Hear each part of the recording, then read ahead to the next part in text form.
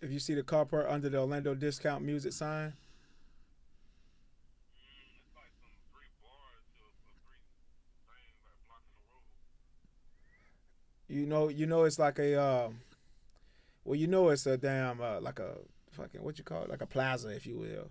And it's yeah, you got the church and you got the Orlando, like you got the discount music store or whatever. We're literally but on right the side, under that sign. Yeah, we're right under that big old sign that goes way up in the sky, and it's a carport. It's a carport on the side of the building. And my car is like I got a dark gray car, with a Bethune-Cookman tag.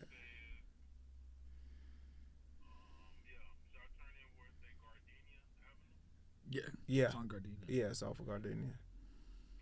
So when I come in, I turn where the music outlet place at. Right there. Right there, but you're not gonna go in like a parking lot. You gonna go to where you see that carport ahead of you. It's like cars are parked under it, like a. It's gonna be a couple cars like not parked in a parking spot. I guess it's the best way to put it. You're gonna see cars that's not parked in a parking spot. That's when you know you're in the right place. And my dark gray car with the Bethune-Cookman tag out there.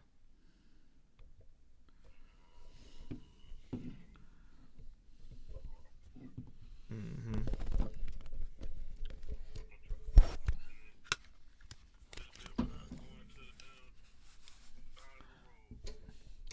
Sometimes on the live, you got to guide your guest into the show. All right. I think I see some cars over there. I don't know how to get over there. So is it two parking lots over there? Like I'm about to Right. Right. It's two parking lots. I'm about to run outside for you. Hold Try on. and flag you down.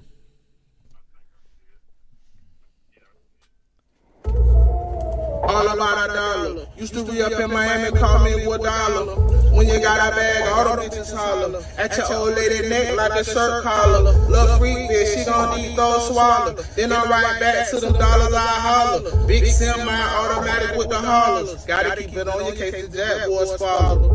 Big straps make them pop, them toolers, no cap, talking big boy oozes. She like fat boy get groovy, Chico got food, no taco Tuesday. Fuck nigga get right before it get unruly. Stop playing with your life cause this shit get foolish. If that's your girl, why that bitch keep choosing? Tryna make so much money, bitch think I'm Jewish. Keep that white girl, yeah, that ain't named Susan. I done beat the beat up, why they keep this shit up? Why they keep losing? Y'all pray bitch niggas, why the streets confusing? She gave me top, tell the truth, it was soothing. About to catch another flight, take a trip out to Houston. These hoes hustling, they scamming and boosting. Cops kill another nigga, now it's rising, looting. What the fuck we supposed to do when we keep getting on? Rather get caught with it than to be unarmed. Nigga catch it down bad, make it up that charm. If your buck get bust, bullets go through your charm. She like my swag, yeah, she feelin' my charm. You know I had to shoot my shot, she was feelin' my form. I was sucking on her neck, pussy wet as a storm. Used to serve old man, I act like I don't know him. They tasking for the peas, get some man will grow 'em. Get them all quick enough in the plug, he'll throw 'em. Make sure your face clean so you won't ever arm. Keep them niggas out your business, certain shit don't show 'em. You recording? Yeah. Cabo, Mr. Wake him up. Oh, that's it.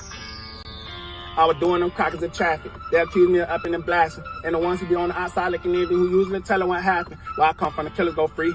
All the rappers YouTubing and capping. And another thing gon' stupid on any beat, but don't miscrew me with this flagging. No shirts, pants sagging, smoke pertin', niggas granddaddy, young nigga pot yurts. Man badly, they help me when I hurt and keep me staying happy. Niggas perfect, bandwagon, get alert, Jet, it can't happen. This is perfect, fantastic, my niggas putting work in, saran rapping. Thought it was you and me, baby, just dog, I be doing it low way too much.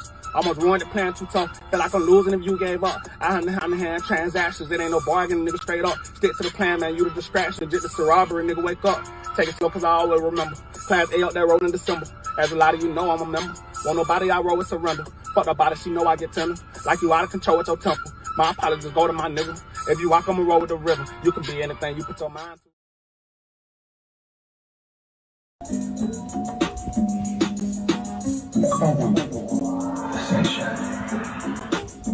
Dr. King had a dream, me, I had a premonition. I'ma stack a couple million when I use my intuition. Mix my spirit with my vision, the knowledge with the wisdom. Add facts, subtract fiction, never promote division. I'ma always be committed to the people. If you're listening, you can hear it, you can fit it. Use your senses, you consistent. Good vibes I distribute, food for thought. I'ma whip it, elevation I exhibit. Going quantum with the physics. Got the prana for your mama, Usalama for the children. Santi Sana to the karma. My energy is shifting, ripping pieces, my religion. Living free is my decisions. GP, are you with me? I'm a man on a mission. If you're hating, you can miss me. Got no company for music at the table with the mystics. My creation is a mission. Never flirting, not a gimmick. Never worried about a critic. I'm concerned with making history because my purpose is to get it. Yeah.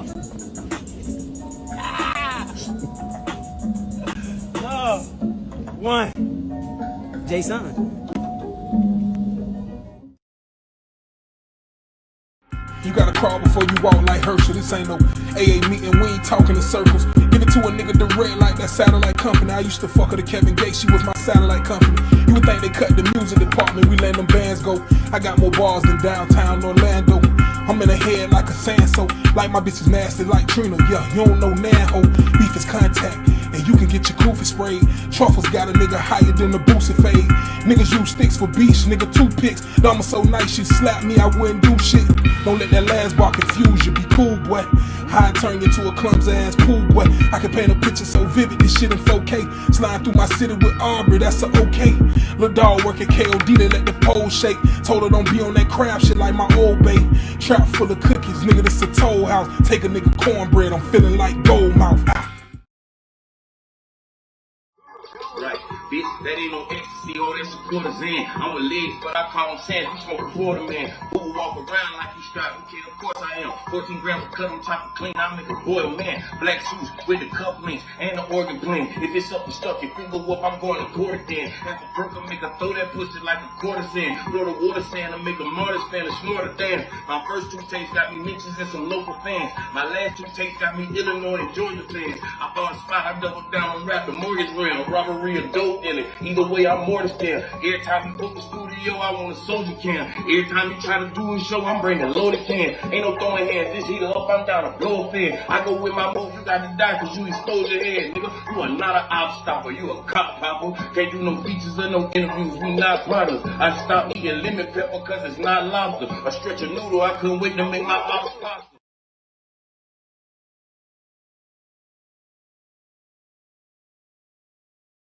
Nothing much, just my audio muted. That's all.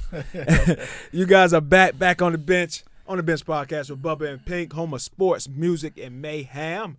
That was a little bit of the first round of the Orlando Media Group Orlando tournament, rap tournament there, man. That was some videos there. And, of course, you can go to OMG Orlando Media Group IG page to check out the rest of the clips, and we're entering round 2, so we're gonna catch those round 2 videos, and you know we'll put those out too once we get here next week. And we actually have OMG in the building today, so we're gonna talk a little bit more about that Orlando tournament, some surprises, and all of that good stuff, man. And also here, you know, we always got a full show for you guys, all right, and you know, some Deion Sanders stuff. He's hot in the news, man. We got to bring him up every week because it's something going on every week. Yeah. All right. And Tyler Perry, he's trending right now. It's been a little while. You know, I got something to say about FAMU. I got a couple of rants here today. All right. About FAMU? It's interesting, man. Okay. It's interesting. Mel Tucker, a coach, a Michigan State coach, fired for harassment. So we got a lot of stuff to talk about today, man. And once again, On the Bench Podcast with Bubba and Pink, we're available on all, and I do mean all podcast streaming platforms, including here on YouTube. Please like, share, subscribe, all of that good stuff. No reason or excuse not to find us. No excuse, man. We got my guy Andy here trying to get us some more light. I went on. He's rocking the OTB GM5 jersey. Yeah, that's right. Already destined to be a throwback. Looks like he's ready to come off the bench too. Give us a good 5 or 6 points. Couple hard fouls. 5 or 6 points. A couple hard fouls. I was thinking maybe a turnover and 2 fouls. So I'm a harsh critic. So I've been away, man. And you know, things just come across my mind. I just have to talk about, man. So, when you're on the road, you do some thinking. Yeah, so I got a couple rants I'm going to get to today. I'm going to give you an option to open the show. I'm going to get one at the end of the show and one at the beginning, man. All right. I have one that's a passionate take and another one that's somewhat passionate, somewhat funny.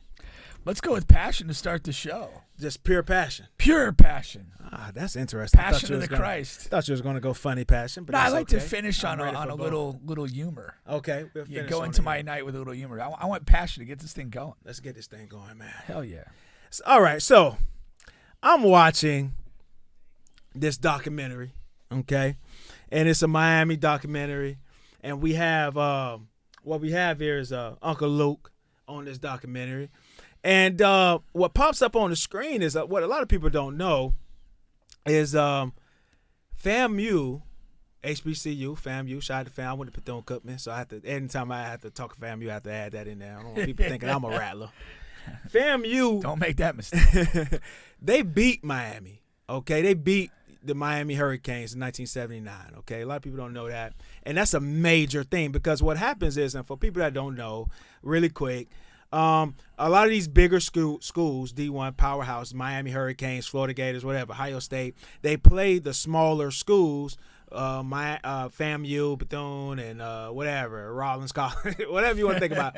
They play them and they pay them, right? They pay them to open up the season. They pay them an X amount of dollars. Sometimes it's $10,000, sometimes it's $1 million. It really just depends, right, and what you can negotiate. And even Deion and Jackson State went through that and was talking about that last couple of years as well. Okay. And so what they never do is they never beat them. The bigger schools dominate them. I'm talking 70-0, 55-3, like every single time. So this was a huge occurrence for FAMU to beat Miami, beat them by 3 points, I think 20-17 or something like that, right? Okay. And I'm watching this documentary. What's the documentary by chance? It was a Miami thing, just a Miami culture thing. They were talking about Miami Hurricanes. They were talking about the rap scene. They were talking a lot of stuff that Miami hip hop culture. All right. And then Uncle Luke gets on this screen. Now, Uncle Luke is a guy who's made some crazy comments about like people like Jay-Z saying how the NFL is just using him for blackness and stuff like that. He got pulled the race card on that. He's also his brother, actually, his younger brother, actually went to FAMU and is like sits on the chairboard, all types of stuff, right? And things like that. And Uncle Luke gets on the screen and he says, "Yeah, man, you know, being from Miami, I saw this game and I saw how FAMU beat Miami in 1979, and that's when I took charge and I said, you know what, I'm gonna go extra hard for the Hurricanes and I'm gonna get all the players and all the recruits to go there and I'm gonna I was the first rapper, first musician to put a college on the on my album cover and do all that." And I'm sitting there and I'm just like, look at this fucking idiot, man. I'm just getting so mad every time he's talking about this. Now listen, I understand. You grew up in Miami, you're a Miami Hurricane fan, blah, blah, blah. I'm a Florida Gator fan, okay, whatever, and all this and that. That wasn't the time to go real hard for Miami Hurricanes. Miami Hurricanes are going to be okay without you. Like, they straight, man. You know what I'm saying? That was the time to go extra hard for FAMU. Like, FAMU just beat a huge fucking national football program. That was the time for you to put FAMU on your album cover. You know what I'm saying? Go hard and get extra players to go to FAMU. You know what I mean? Because we weren't that many years removed to where black players could even play for teams like Miami and Florida Gators and Ohio State. We weren't that far removed, 1979. You know what I mean? So I just hate to fucking hear him and see him talk about that and be so passionate about, yeah, I did this for Miami Hurricanes and yeah, and they let me come on the sidelines and nobody was on the sidelines. Man, fuck them sidelines, man. That was the time for you to go hard for FAMU, man. And who knows what that could have did for that HBCU, for HBCU culture. But again, we don't give a shit about it. We rather give to the more fortunate other than the less fortunate. And I have some serious concerns with the timeline of this whole thing. That game happened in 1979. I'm not 100% sure how old Luke is, but he's not that much older than me. No. What I'm saying is he's saying like that game like I guess it's stuck in his memory brain and stuff like that. And yeah, but what I'm saying is like he was probably in his mid-teens when that game was played. Mm-hmm. That, if not pre-Schnellenberger, early Schnellenberger, Miami wasn't shit back then. Yeah. And him jumping and riding from Miami, that happened in the mid to late 80s. Right. What this game is before all that. This doesn't even matter. He's just coming up with a horseshit story for the documentary. Oh, okay. This is now trash. Now I'm riding. Okay, I see. Yeah, this now. is garbage. Okay. Yeah, this makes no sense because he would have been like a mid-teenage guy. Yeah. And Miami football wasn't the Miami football that we to know. know. And, you know, again, FAMU, you were closer to the period of time when white schools weren't even playing black players in the early 70s. Right. But it was probably integrated, the roster was probably integrated by the time this game was played. But the fact that a UM team was losing to FAMU in 1979, that's a tree falling in the forest. Nobody heard it happen. So don't over-dramatize. Yes.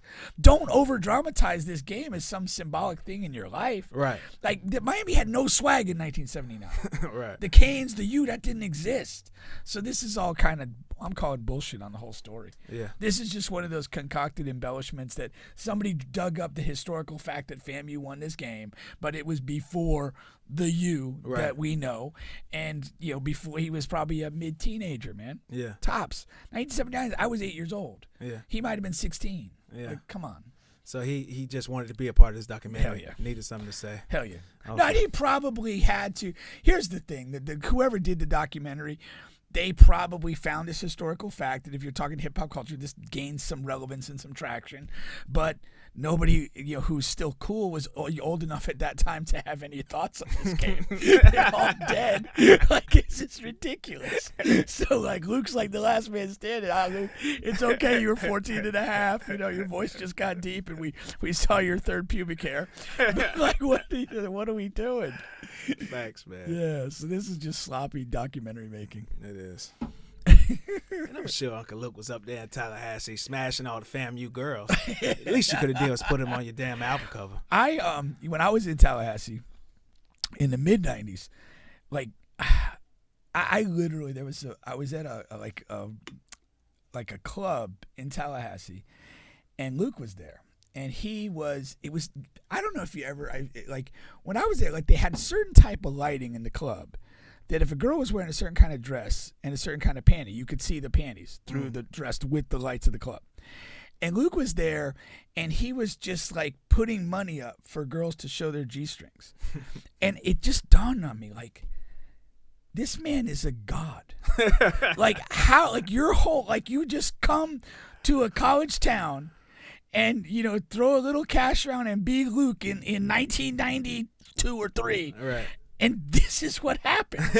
Like this is the perfect life. Like, this is the way I want to be. And I didn't turn out the right way, man. It was just amazing. You're like, you know, you go to these same bars, like, without him. Right. Okay, good night of college people. But with him, like, it felt like a changes. a movie. Right. And I was like, I'm like watching it happen. I'm looking at him, and I'm like, this is his life. Like, he can make this happen whenever he wants. Like, he's never going to be bored. He can make G-strings appear or whatever. That's his superpower. Exactly. Legitimately was, man. The superpower of Uncle Luke, man. Firsthand I saw it. It was an amazing night. Exactly. We have Ebony coming. Good evening, fellas. What's going on, Ebony? What's happening? All right, we ready, my man. We ready for you. You can come on up here. Yeah. So, again, we have Orlando Media Group in the building here. Yes, sir. We got the Breakfast Club claps. What's going on, gentlemen? What's happening? What's going on, my man? All is well, man. All is well. Just good. Staying busy. Headphones are optional, whatever you choose. Yeah. So So OMG, when we look at the Instagram page, of course, man, you guys cover a lot of different things, whether it's entertainment, socially, what's going on, you know, small clips. And now you guys are behind this Orlando Orlando rap tournament, things like that. Mm-hmm. In so many words, can you explain really what you guys are about? What is that platform really about, really? The The Orlando Media Group page platform, wow, it sounds way different with these headphones on. I know, that's why they're optional. But nah, man, really the platform was created to give a voice to the creators. I started off as a photographer and an artist, graphic designer, or whatnot. But a lot of my homeboys, they were rappers or in the NFL, things like that. And me being from like West Orlando or the streets, it's like people, they don't understand the digital media field. And I went to college for digital media, multimedia. So I didn't want people to see cameraman as just that's my camera guy.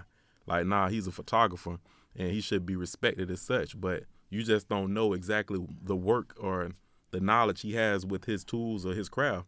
So I wanted to build a platform that really showcases the other creatives outside of myself within Central Florida. So, I created Orlando Media Group so we could shed more light on the creatives.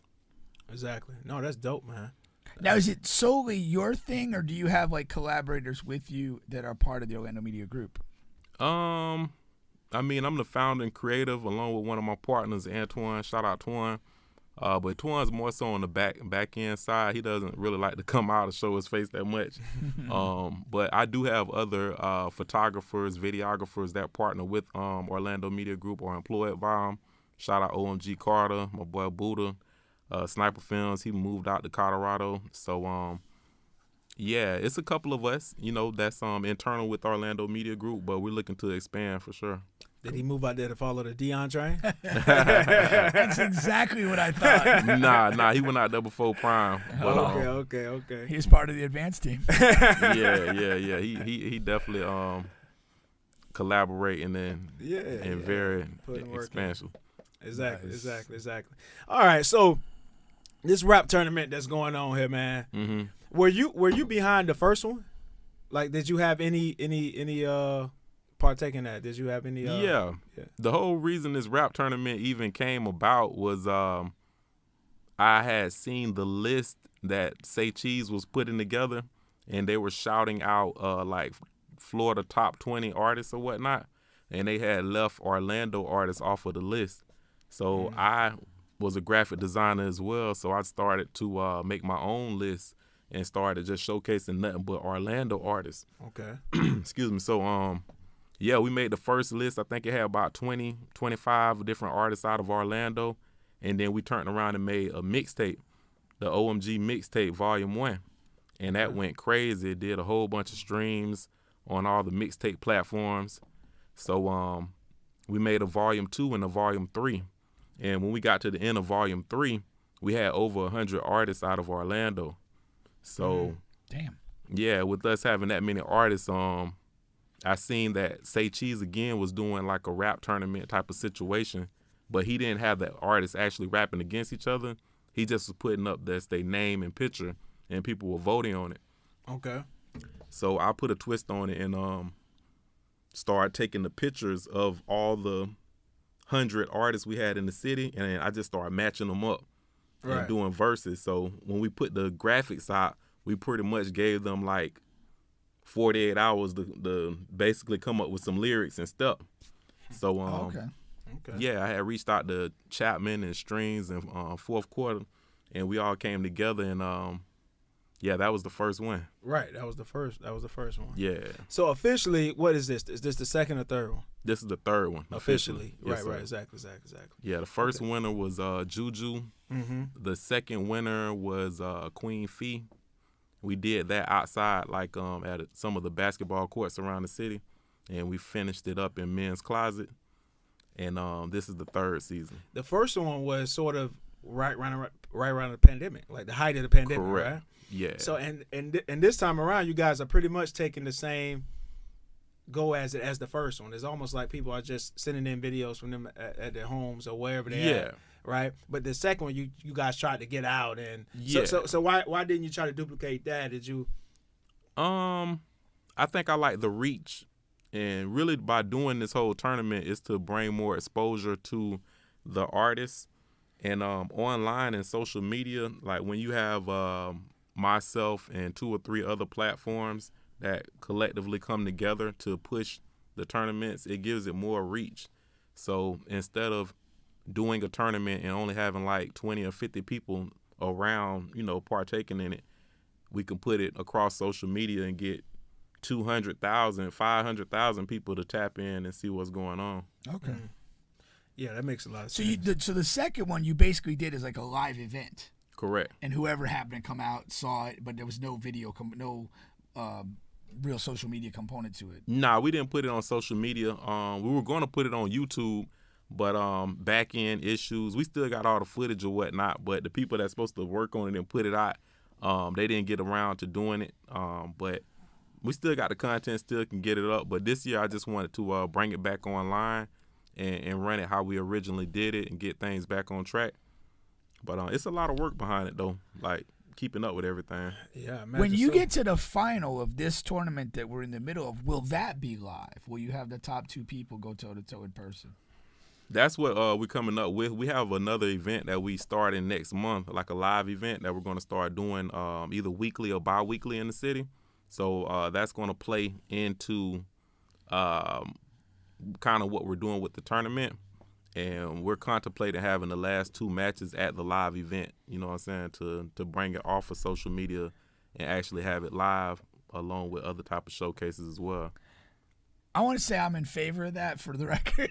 We were with, on Sunday, we were with 2 of the guys that are still in this, and, we were thinking like to have, if they ended up going toe-to-toe in a final situation, to have them go live would just be an incredible vibe. Yeah. I definitely want to have the opportunity to meet some of the fans and some of the actual artists who are in it, because it's one thing when you're on social media, it does give it more reach, but you do want a chance to get in and meet people in person and have other fans around the city, because it's a lot of people that's becoming fans of these artists.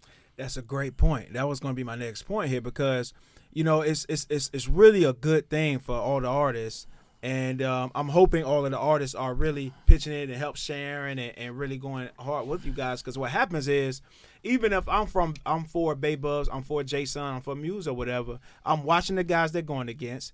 And then I'm watching the other clips just to see, okay, who could they face next? And then I say, oh, damn, this guy here, he could really go. Yeah. Let me find out Exactly. what else he got. I done did that with like 3 or 4 guys already. Let me find them on Apple Music. Let me find them on YouTube, see what else he got. And that's what this tournament kind of, that's like secondary. Yeah, you want to win. You want to get advanced to the next round, whatever. But, okay, how many new fans can I generate? How many new streams can I generate just from putting on a good performance? Yeah, I mean, from the artist side, that's completely the motivation to get involved is can I use this to grow my base? Right. For sure. Exactly. Yeah, go ahead. That's what we were telling folks, man. This tournament is way more than just going against your opponent. Like it's more so getting you prepared for the industry. It's opening up new avenues. More people are having more interviews. They getting invited to come perform in showcases and other platforms. Genuine fans are being discovered. Like, it's a lot of slept-on talent within this city. Like, we have a lot of main artists, but we have a lot of creative guys through the city and females, and I feel like this gives them an opportunity to, showcase their skills and get out there to a larger fan base. For sure. Now, okay, so we in the middle of this first round here, right? And the first round results, they came out. All right, and we're on the second round now. So you don't have to go through each and every single matchup, but can I ask a question before we get there? Go ahead. How is how are the battles decided? What's the criteria for getting advanced? Is it for fan getting vote? Is it a fan in the head-to-head battles? Like, is it a fan vote? Is there a committee voting? How does somebody beat another person? This year we have 5 actual judges. Okay. So we put the battles in some of the sponsor stories, so that gives a chance for the fan base to actually vote on social media. But at the end of the week, it's the 5 judges who really determine which artists advance to the next round. Okay, so that's the final. So they advance the people. Correct. Okay. Does the fan vote have any impact on the 5? Or no? Nah. Okay. Nah, we not doing that this year because it's some artists that may come in and only have 600 followers, and they going to get someone that got 30,000 followers, and it's not really fair to have their fan base, overshadow them or outvote them when the other person may have went harder lyrically. Okay. So yeah. And that's why I'm hoping like and I'm sure they are, because I agree with pretty much every person who advanced to the second round. But I hope the judges are actually listening and taking into account what's going on versus going to the comments, because what happens a lot of times in the comment section is just the fans, they don't even listen to the clip. They're just like, yeah, that's Barley, my guy. yeah, that's my guy. Yeah. Boy, he killed this one. Just to show respect for that guy. For real, and show support. I mean, so yeah. But all in all, though, man, it's all exposure. You know what I'm saying? It's cross marketing. You getting one artist fan base crossing with another artist fan base, and it get the artists a chance to see who out there showing them love and support. And it's all for the crib at the end of the day. We just bringing more exposure to folks and getting a further reach. Exactly. So you got some interesting guys who made it to the second round.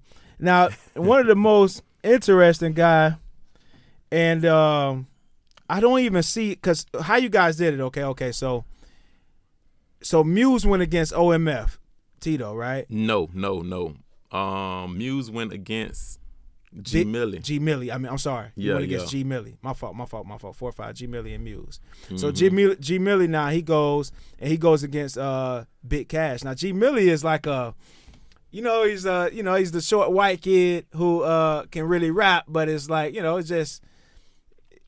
It's way different from what's in the tournament. All right. Yeah. But he really performed in that first round. Yeah, he came. I mean, Millie is really lyrical to me and really talented. Yeah. I got a chance to meet him a couple years ago, and he been really like loyal and consistent with the support. But yeah, man, he got a special talent. Like if you sit down and really listen to his lyrical approach and his verses, like dog be snapping. So I think he can really go head to head with anybody in the tournament, because he gonna keep it relevant. Yeah. And he gonna talk about, the times and the artists, and he'll be respectful with it, but at the same time he'll let you know that just because I'm a white boy, you ain't finna play with me. Exactly. You know what I'm saying? That's what he did. That's exactly what he did. That's that Orlando energy that we need. For sure. Now Pressure is going against Bubba Jr. Shout out to Bubba Jr. I was watching. I said, okay, he doing the name some justice out there, man. Yeah, Bubba a real slider, boy. Yeah, we met Bubba Jr. and Jay Hit Up actually in one of the tournaments we did. I think we did a tournament like the second time, but we had to stop it because it was too much confusion going into it. So I didn't even classify that as an actual tournament. Okay. But yeah, man, we tried to do something with like North Florida, South Florida, Tampa area, and Central Florida. And it was a vibe, but we didn't really get the support and the back end support with helping like running the tournament. It just got too crazy and people weren't on the same page. But them boys, you know what I'm saying, they stuck to the code and kept pushing and representing. So we brought them back this year. Any of our out of towners made it to the second round this time? Because you had a couple sprinkled in here. You had a couple Lauderdale guys, Miami guys. Yeah. Bubba Jr. made it, and Trap House Supermodel from out of Miami made it. Okay, and but what Bubba from again? I saw he from Miami. Yeah, okay. Yeah. So 2 Miami. Yeah, okay, yeah. So my Lauderdale boy guy didn't make it. Okay. Yeah, but at the same time, me personally, I would have rather selected the top 16 MCs all around instead of having the people who won they match advance. But the judges was like, hey, whoever won the match, let's let them advance, and that'll be the 16. Oh, yeah. So somebody could just have beat a relatively poor person, but you wouldn't characterize them as top 16. Exactly. I know what you're saying. I would have made but because of the tournament structures, somebody has to advance out of that pairing. Yeah. Yeah, that is tough to say when you again, the tournament bracket, it's visual. It's something that people understand. They see, oh, that's the battle. Let's move forward. Yeah. So you got to kind of strike a balance from something that people could readily understand and something that has competitive justice to it. Yeah, and it would have been some gripe that way. How did you go into seeding or creating the matchups in these rounds? That's another thing. More so people who wanted to sign up. I think we started off with like 4, top runners of people who we know wanted to be committed to the tournament, and we put them in the different regions, and we just built on from there. Okay. Like the people who signed up and people who wanted to, get that exposure, we just started filling them in. But I was, like when I'm putting these tournaments or graphics together, I'm kind of looking for a similarity within the artists You know, like their style, their approach, their mannerisms, their names. So it's not way off. And that's Yeah. why you also got to lean on your team. If they the ones bringing this guy in here, you gotta So you're trying to find individual matchups that are going to be similar stylistically. Correct. Okay. Yeah, one of the things we said about our guy Jason is he's kind of like his own lane, and it kind of probably presents a little challenge in that respect for matching. Yeah. I mean, it's a lot of different styles, a lot of different sounds coming out of these artists. But him and Godbody, I feel like they. They pretty much. Is that who he got? Nah, he got. That's who he had the first round. That's who he had the first round. Oh, okay. So some of these artists, they took a little longer to submit they matches. Even like with this week, like we were supposed to start today, but most of them gonna be ready tomorrow and Friday and Saturday. So I ain't really tripping on that. I just want them to go ahead and get submitted so we can go on through with this round and go on to the next week, because the last couple weeks in the month is gonna pick up. And then we're going to settle down till we get the final matchups for the opening event. Do you feel like you're getting the support that is needed?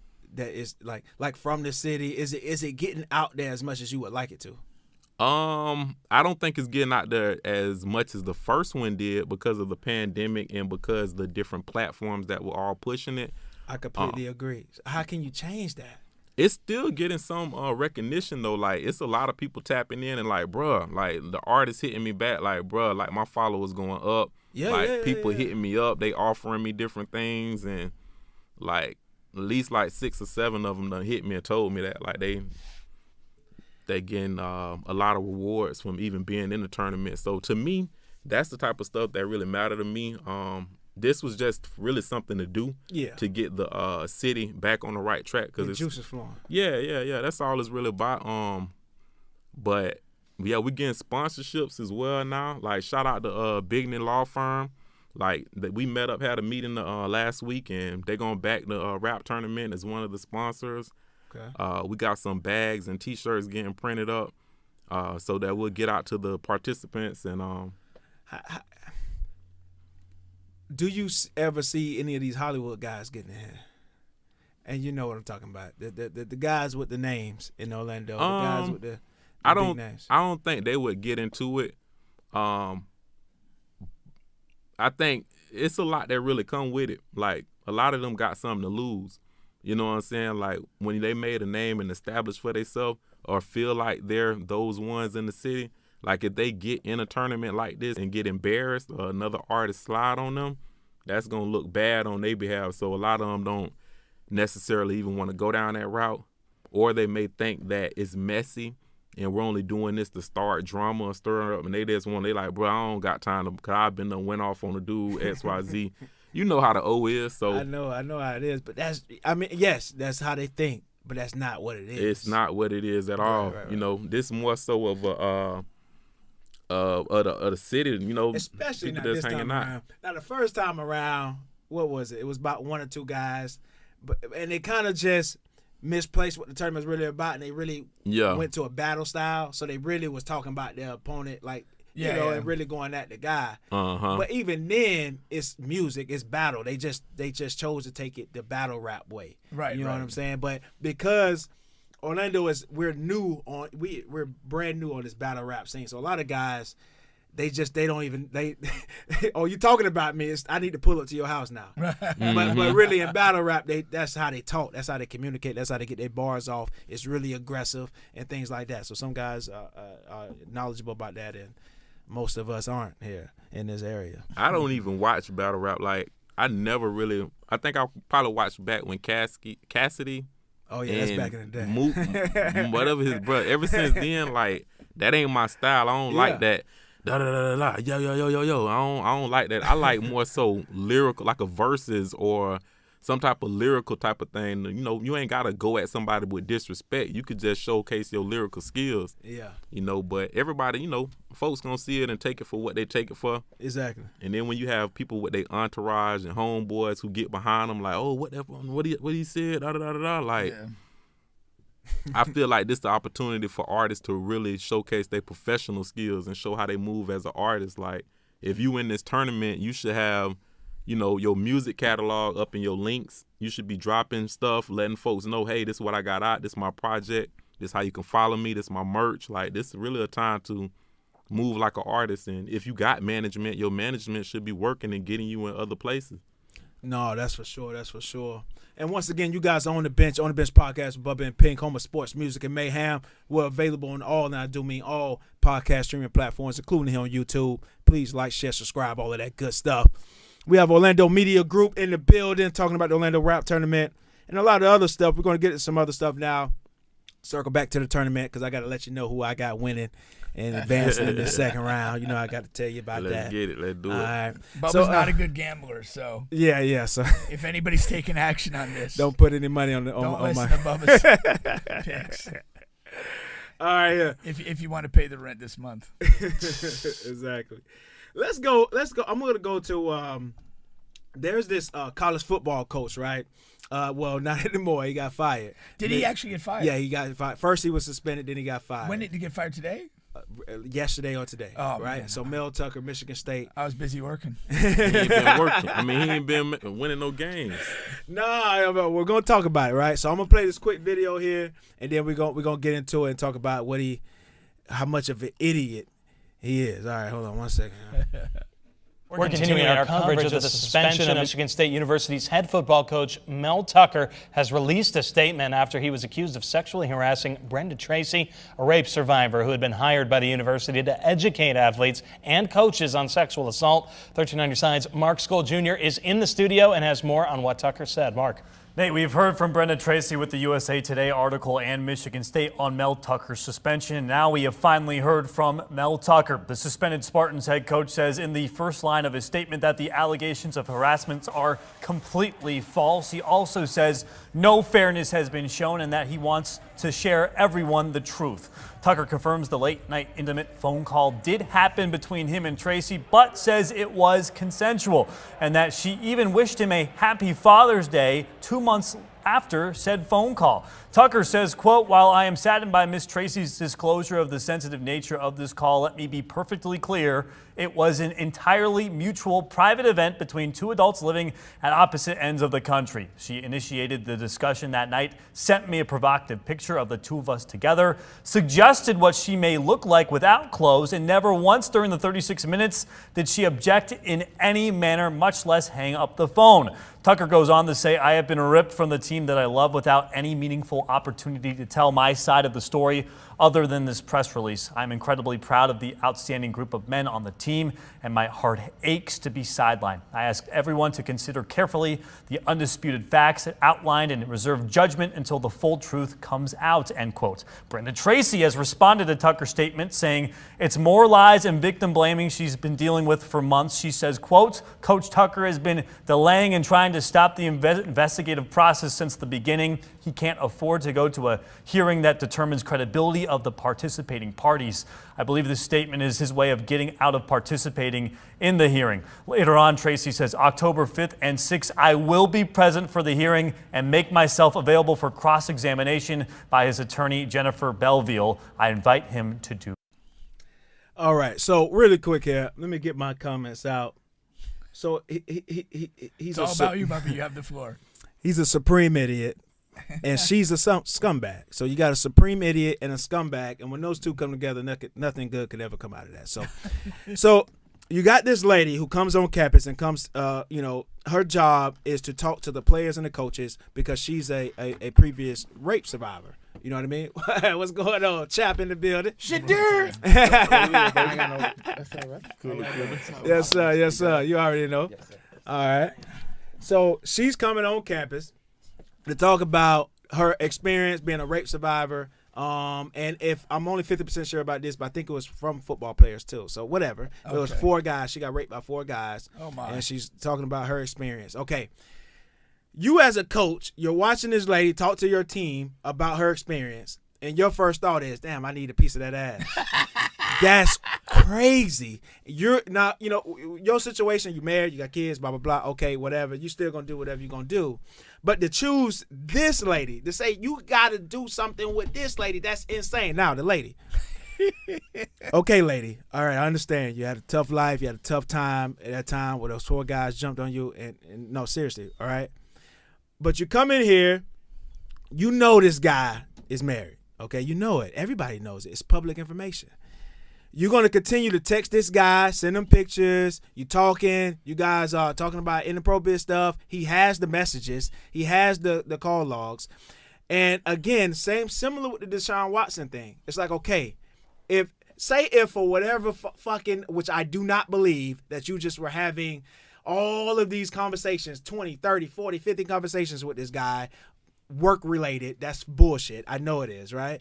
How much rape stuff can you talk about with a person after you already didn't talk to the team and been on campus? Okay. All right. So, you know, you can hang up. Once the guy says, hey, you know, I can really use some hair right now, you can hang up. You don't have to continue to talk on the phone and send pictures and then say Happy Father's Day after this man allegedly harassed you, and you're a scumbag. You know this man is a prominent figure. You want money. You want to mess his life up. You're a scumbag, and he's a fucking idiot. So what did he do? What she's saying is that he harassed her. So he continuously, you know, made sexual advancements. He sent like pictures of you know, whatever, maybe of his thing. I don't know. Oh Lord, you can't do memes. that. I'm not saying that's exactly what he did, but he did stuff along those lines, and that's why she said that. I want to see the text messages. They have to be there. There has to be, you know, the evidence. 'Cause, I mean, the reality is this, okay? You look at it ostensibly, you know, Mel Tucker, you're the coach, Division I team. You're bringing in the rape survivor to educate your team or whatever. That all looks a certain way. That all looks good and proper and whatever. If on a one-sided way, Mel Tucker's just randomly keep texting this girl and kind of trying to chat her up after she's spoke to the team and left in a professional setting, that's on him. Yeah. She don't even look that good. You can't do that. Yeah, you know, but the other side of that coin is if, you know, and this, like, let's not be stupid here. This happens. Like, people meet each other, they catch a little vibe, maybe they're talking and whatever, and while she's there, they've exchanged numbers, they continue a dialogue. Things happen.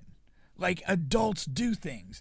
And if that's what this is about, if that's what the text messages bear out, that there's a two-way flirtation, there's show me mine, I'll show you yours, or whatever the hell that was. Yeah. Like, if that's what happened, stop all this. Yeah. Stop all this, because these are adults.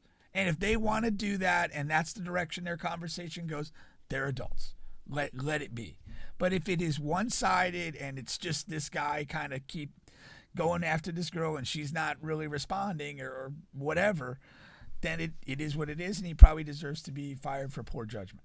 But I want to see, like, what's the dialogue? What is it like? And also, but both of them said their main source of communication was the fucking video call, the FaceTime. FaceTime, so you're not gonna have so that. It's not okay, gonna have I got you. Crazy pictures, but you'll see the text messages. Okay, here's another thing, man.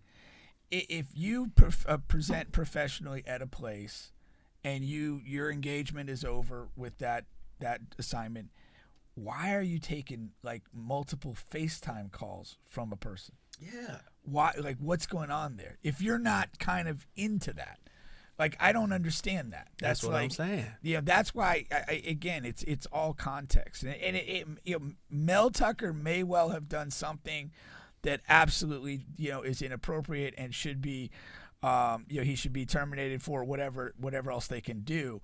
But we don't know that based on what's available publicly. Right. And that's the thing to say. Now, there was another side of this that, like, I found particularly interesting. I don't know the accuracy. My understanding of it is these events transpired back in, like, December, so 9-10 months ago, and that there was an agreement among, I guess, Mel, the woman, and the university to keep everything sealed until whatever investigation or processes was completed there.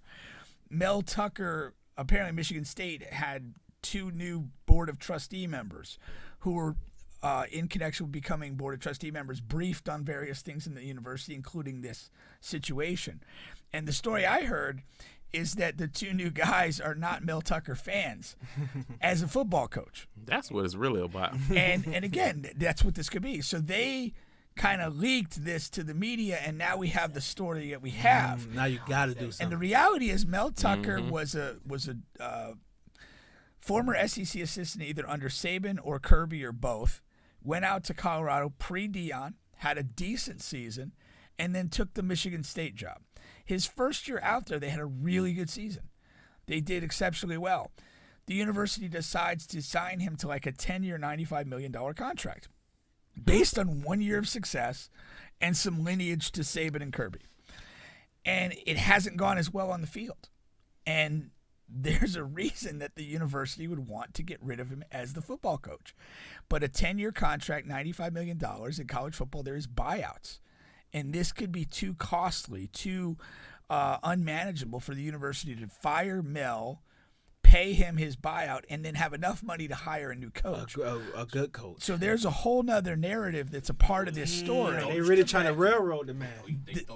And here's the thing. Now, and pay attention, because if he gets fired for losing too many games, he's still entitled to the money. But if they could fire him for cause, inappropriate behavior, illegal behavior, something like that, then they may not have to pay him a buyout, or they could leverage that to pay him a very small amount if it's somewhat disputed. And so there's a lot going on here, and you have to question the motives of everybody involved. Mel Tucker for his behavior, the victim advocate, if she engaged back, and I don't know if she did or not.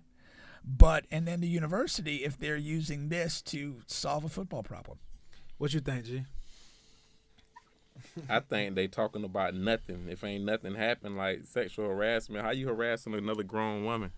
And y'all having consensual conversations. They don't even think they did anything. Like, open up them cases. I think they really trying to get him out of there. Yeah. It's like, I didn't know about the 10 years and all the money, but if they got new boosters or new people in office that don't take found to him, they want somebody else in there, one of their new buddies. They trying to get him out the picture.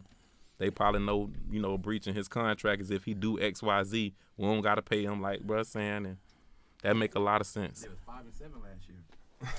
Yeah, and you know, I'm an FSU guy, Keon Coleman, who was fantastic in the LSU game from Michigan State. He was a Mel Tucker recruit and transferred out. So I mean, you know, that's Kenneth Walker, who's with the Seahawks in the NFL. He was on that original team. Oh, the original team. He was that had a transferred good to season. that. Yeah, that had a good season.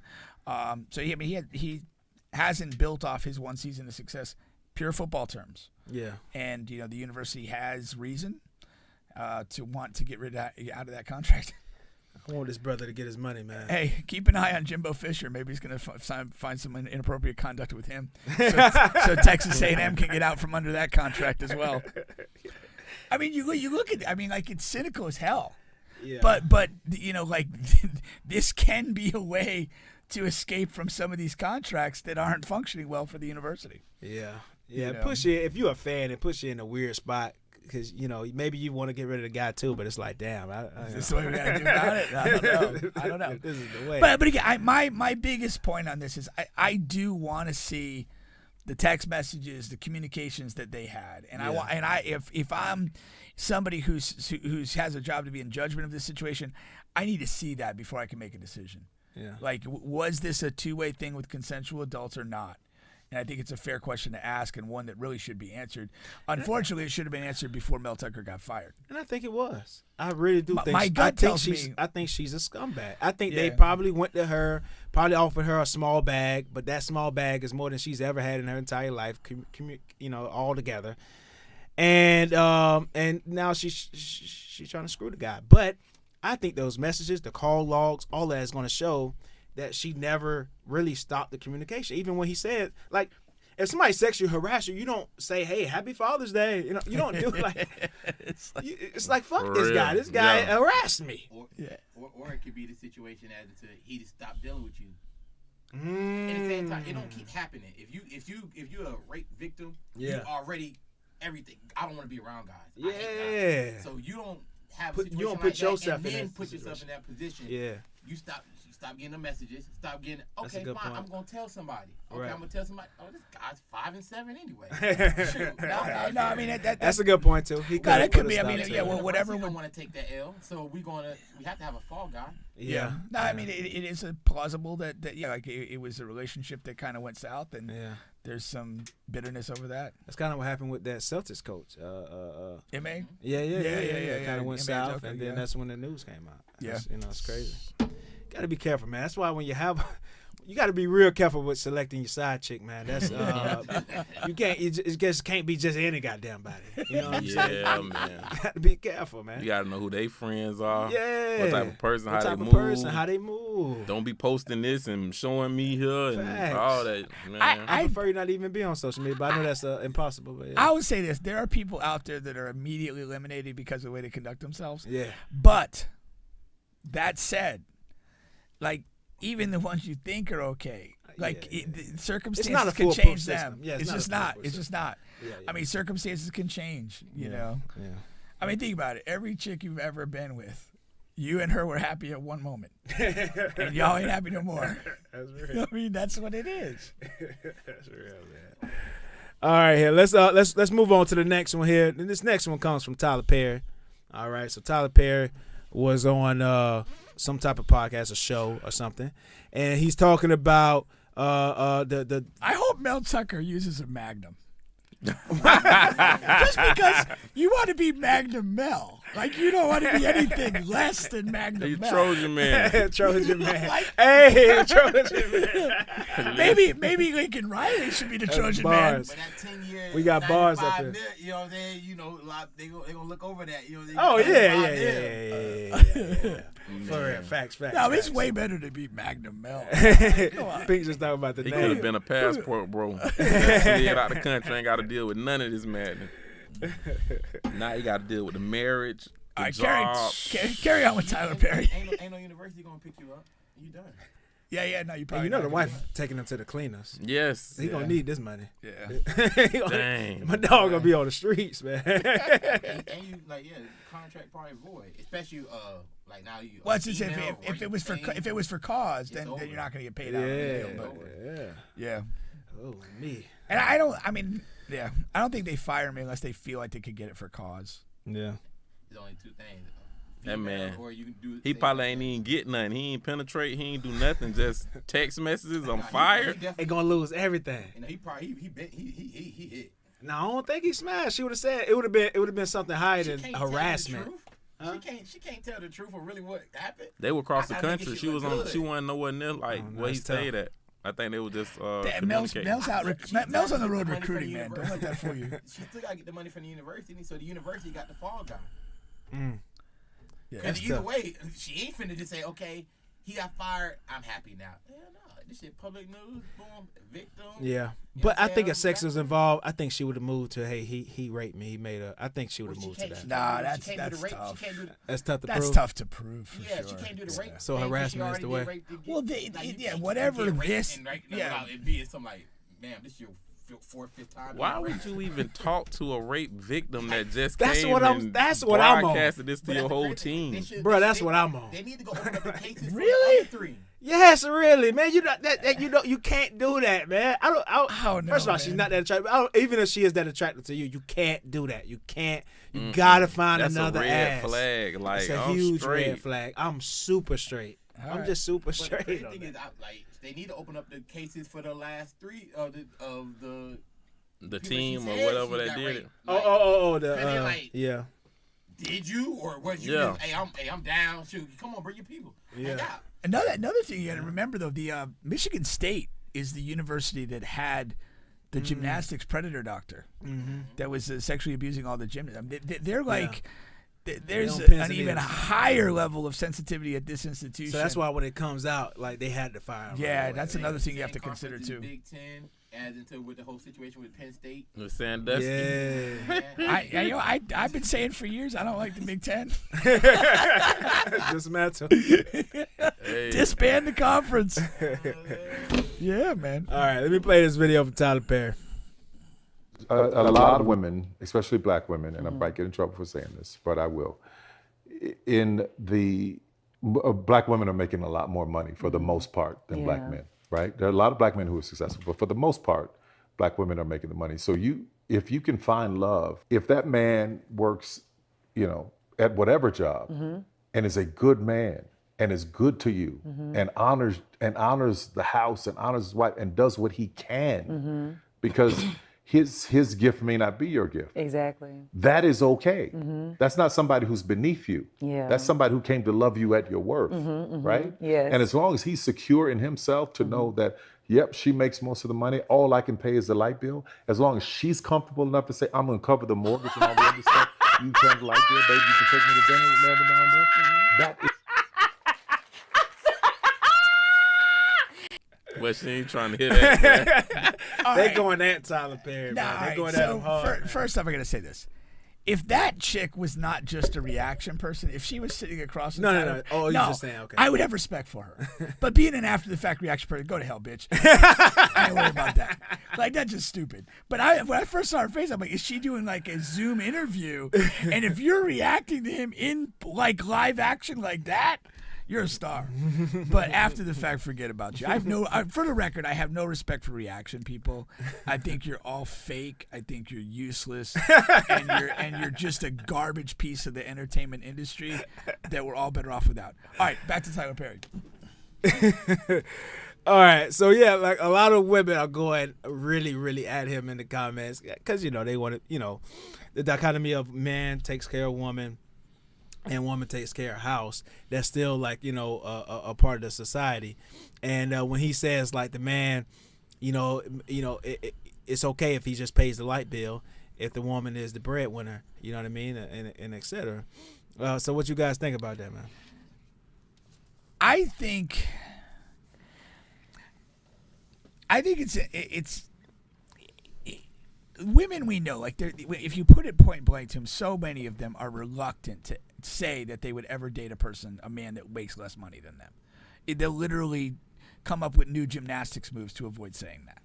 But it hasn't been my personal experience, but it has been my observational experience that when women make a certain amount of income, and it's a considerable income, like the dynamics of the relationship change. Like there's simply not that many candidates that are making more than me if you're making, let's say, $400,000 a year. Like, what is your dating pool then? And that becomes a different thing. I would love to have a woman who has like that level of income on the show to talk about it, like, because I'm curious. But observationally, it seems like, okay, you can't find that many more people that are making more money than you. So, like, are you just going to eliminate your dating pool or slash it to this little, tiny amount? Or are you just going to be like, hey, that's not the most important thing because I'm making this and it's good. Most of these financial dynamics to me play in the scenario where it's to women that are not making very much money. I hate to say it, but that's kind of like women that aren't making a lot of money, they tend to look at this as a status thing or, changing my economic situation by marrying a guy who has a certain level of income. My guess is that if we had, if we talk to women who make $200,000, $300,000 a year, like their concerns and what they're thinking and talking about are not nearly the same as the majority of women and the majority of people. I mean, say this, the majority of people probably make less than $100,000, man or woman. And so like most of the people are in this situation where it's like, okay, well, together we can make $150 or whatever. And that's your situation. Accept it, whatever. But I do think it's more of an economic thing than a gender thing. I think it's to each his own, and every situation is different, but it all boils down to me. It boils down to a man being a man in his household. It don't matter if I make $50,000 a year or $100,000 a year, and you can make $400,000 a year. If I'm the man in my household, it's gonna be ran as such. We're gonna have a partnership or understanding, but our money is still our money. It depends on how you run your household. If you married, if you just dating, but I don't care who you is as my woman. It don't matter what you make. You're not finna handle me, size me, or nothing. But as a man, I feel like I need to get out there and do what I need to do to take care of my family or my household. So if I am only making $50,000 a year and she making $200,000, I'm still gonna be holding down the bills or doing whatever I need to do for my household as a man. And if I need assistance from my woman, you know what I'm saying, we'll work that out and negotiate that through our household. But yeah, you ain't finna look at me no different, treat me no different, size me, handle me, none of that, because I'm a man at the end of the day. Right. You know what I'm saying? But some of these guys, they want to be the female of the house and stay home and cook and clean and watch kids and all that. You know, it's just to each his own. Play video games and work the dating apps. That's Get a little Mel Tucker. Facts.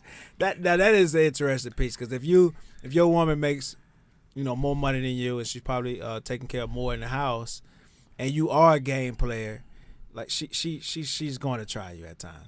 Anytime she gets mad, you can't be sitting home playing games all day. She coming home and the house still dirty and ain't nothing. You know, she gonna talk that talk. But she gonna talk that talk. If you sitting at home playing games all day, the house clean, the bills taken care of, you still keeping her happy, doing things as a man. That's the difference. What? Yeah, what we doing? What we talking about? There's something. Yeah. You know what I'm saying? Be a professional. Be a professional. Get off my back. I'm a professional gamer. Leave betting money. Like, all right, man, look, it's $300 game. Hold on a second. Something. Like, I think it hurts when you're dealing with just a man or a guy with no income. Like, he's broke and always asking, begging, depending. That's when it becomes an issue. Yeah. But hell, if I only make $30,000 or $50,000 or $20,000, like, as long as I'm getting me some paper, I got some type of hustle or ambition about myself. It don't matter what you make. Yeah. I'm still me. I'm still a man at the end of the day. That's exactly. I would say this though too. I think most of the people that listen to this type of conversation and react to it are probably not in real relationships. Facts. I think because anybody that enters into a real relationship, like, they've already figured that part out. Like, whatever, if they make more, they make less. Here's how we do our things. And if they're already in a relationship and it's moving along as it should, like, they're past this conversation. They've already reached their answer. And so when you all the people that are reacting to this are probably basically like single people that are like wanting a relationship but don't want that. So I was dating this. She might be watching, but who the fuck cares? But I was dating this girl. She was making about $250, $260, and that's damn, Bubba. That's more. Let me go through your Instagram and see what I can say that is, that's a good amount more than what I'm making, right? But that wasn't, I didn't have a problem with that or anything. But you walk into this big ass house and and all this fucking furniture. But what I found was. What I found is that, she would just, buy unnecessary shit, starting with her body. Like, and that's, I'm going to get, if, she do fucking watch it, I'm going to get chewed out. But, you go to buy unnecessary, you go to buy an ass, then you got to buy titties, now you got to buy lips, now you got to buy this, now you got a flat stomach, now you got to, and I'm just not an unnecessary buyer type person. I don't like that I didn't shit. know that you were going to say that unnecessary purchases were confined to the No, body. it's everything. Right. It's everything. I but thought you were going to That's go to necessary for her to find her new sponsor. She looking for the next guy, That's an investment. I did, but I think no, I think the body work, like, that's a function of its own insecurity. Yeah. And I also think once you go down that road, you keep It's on like a that tattoo. road. It's like a you're gonna keep looking on for your that. next spot. Whatever insecurity prompted her to start, like, she was just gonna destined to go down that road. Yeah, but when you have the funds to do it. Oh yeah, it's easier. But you either have the funds to do it yourself, or you find a sponsor. Women. I mean, those are your two options. Yeah. And again, on the sponsor side, like, if you're gonna do this and you want to do that, and the guy's like, that's what he's into. I want you to look like this. He's going to sponsor it. So, I mean, either way, that to me, that's not an issue that we're kind of talking about per se. I think that's just a. But you know what I think about? I think about once a week. I went too hard because she asked me to tell the truth why I wanted to stop talking to her, and I told her all that shit.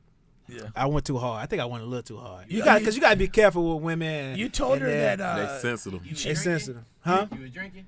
Not. Yeah, I was out. I was out when she told me, but I would have told her regardless. I would have told her regardless. Wait. So you went into the whole bodywork stuff? And I went to everything. Really? I was. Okay. I was. I was like, hey, I just, your stomach feel like a fucking brick wall. Don't like the ass. You just did too much. Your breath kind of stink. You got damn. She can't take that shit out like. That be the. And I would, but I went scorched earth. I did, but I did too much. I did too fucking much. I got shit wrong with me too. You understand? So I did too much. So I understand. Like I got a lot of shit wrong with me. So But do you? I did too much in that moment. That shit. Going back to the Tyler Perry thing, like, were you in some way triggered by the economics, or was it just completely other stuff with this particular situation? Yeah. No, like I said, no, I wasn't. Like I was cool. That was straight. Yeah. Okay. Money, you know what I'm saying? I'm doing okay. You know what I'm saying? But so that part didn't bother me. But so there was just other issues in the relationship that you felt you. I don't like unnecessary spending, man. Okay. I'm frugal. Okay. You know what I'm saying? We can give that to the Eatonville Boys and Girls Club if you just got to give away money. You know what I'm saying? I like it. So that probably is the difference in which they speak on, because I was listening to something a couple of days ago. It was saying how like a man who's, let's say, a millionaire or rich, they'll pick a broke woman to make their partner, their lady. It don't matter. They ain't necessarily looking for a woman with a bag to date. But you'll rarely see a woman who's rich deal with the help. You know what I'm saying? She want a boss dude, a dude who got that bag or on her level or higher. You know what I'm saying? They don't date down. So unless she cheating. Yeah, she'll cheat with somebody else. Like Steve Harvey's wife. She smashed the security guard. Marry up, cheat down. Marry up, cheat down. That's exactly what she did too. Okay. Yeah. So that's what they do. A model for all women. Wow. Marry up and cheat down, man. We gotta get some shirts with that on, man. Marry up, cheat down. Copyright infringement. All right, here. Let's go. We do a segment called Start the Bench with Coach Pink. All right. Basically, we talk about some of the trending topics that's happening, and we give Pink a minute to react to them. All right. And Pink, and then what we'll do is we'll judge him on his comments. All right. So let's go. Let's start with Rod Wave. Start the bench. Go ahead with Rod Wave. All right, Rod Wave. We talked about him quite a few times on the show. So Rod Wave, of course, he just dropped his new album. Okay, and every time he comes with criticism. All right. Anytime he drops music. Watch yourself. Oh, Jesus. It's all right. Wait. We're going to get it back, right? We got to change the position of the camera, I think. No, it's all right. Find it. Where you at? Where you think it came from? What is it? Let me see. Is the audio still on? Yeah, audio's good. So we good. All right.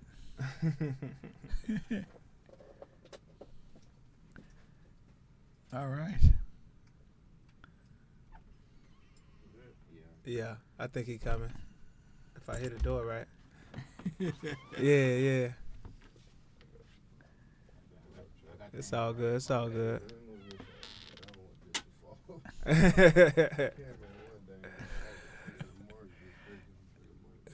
We need an instant replay on that. I didn't quite catch what happened.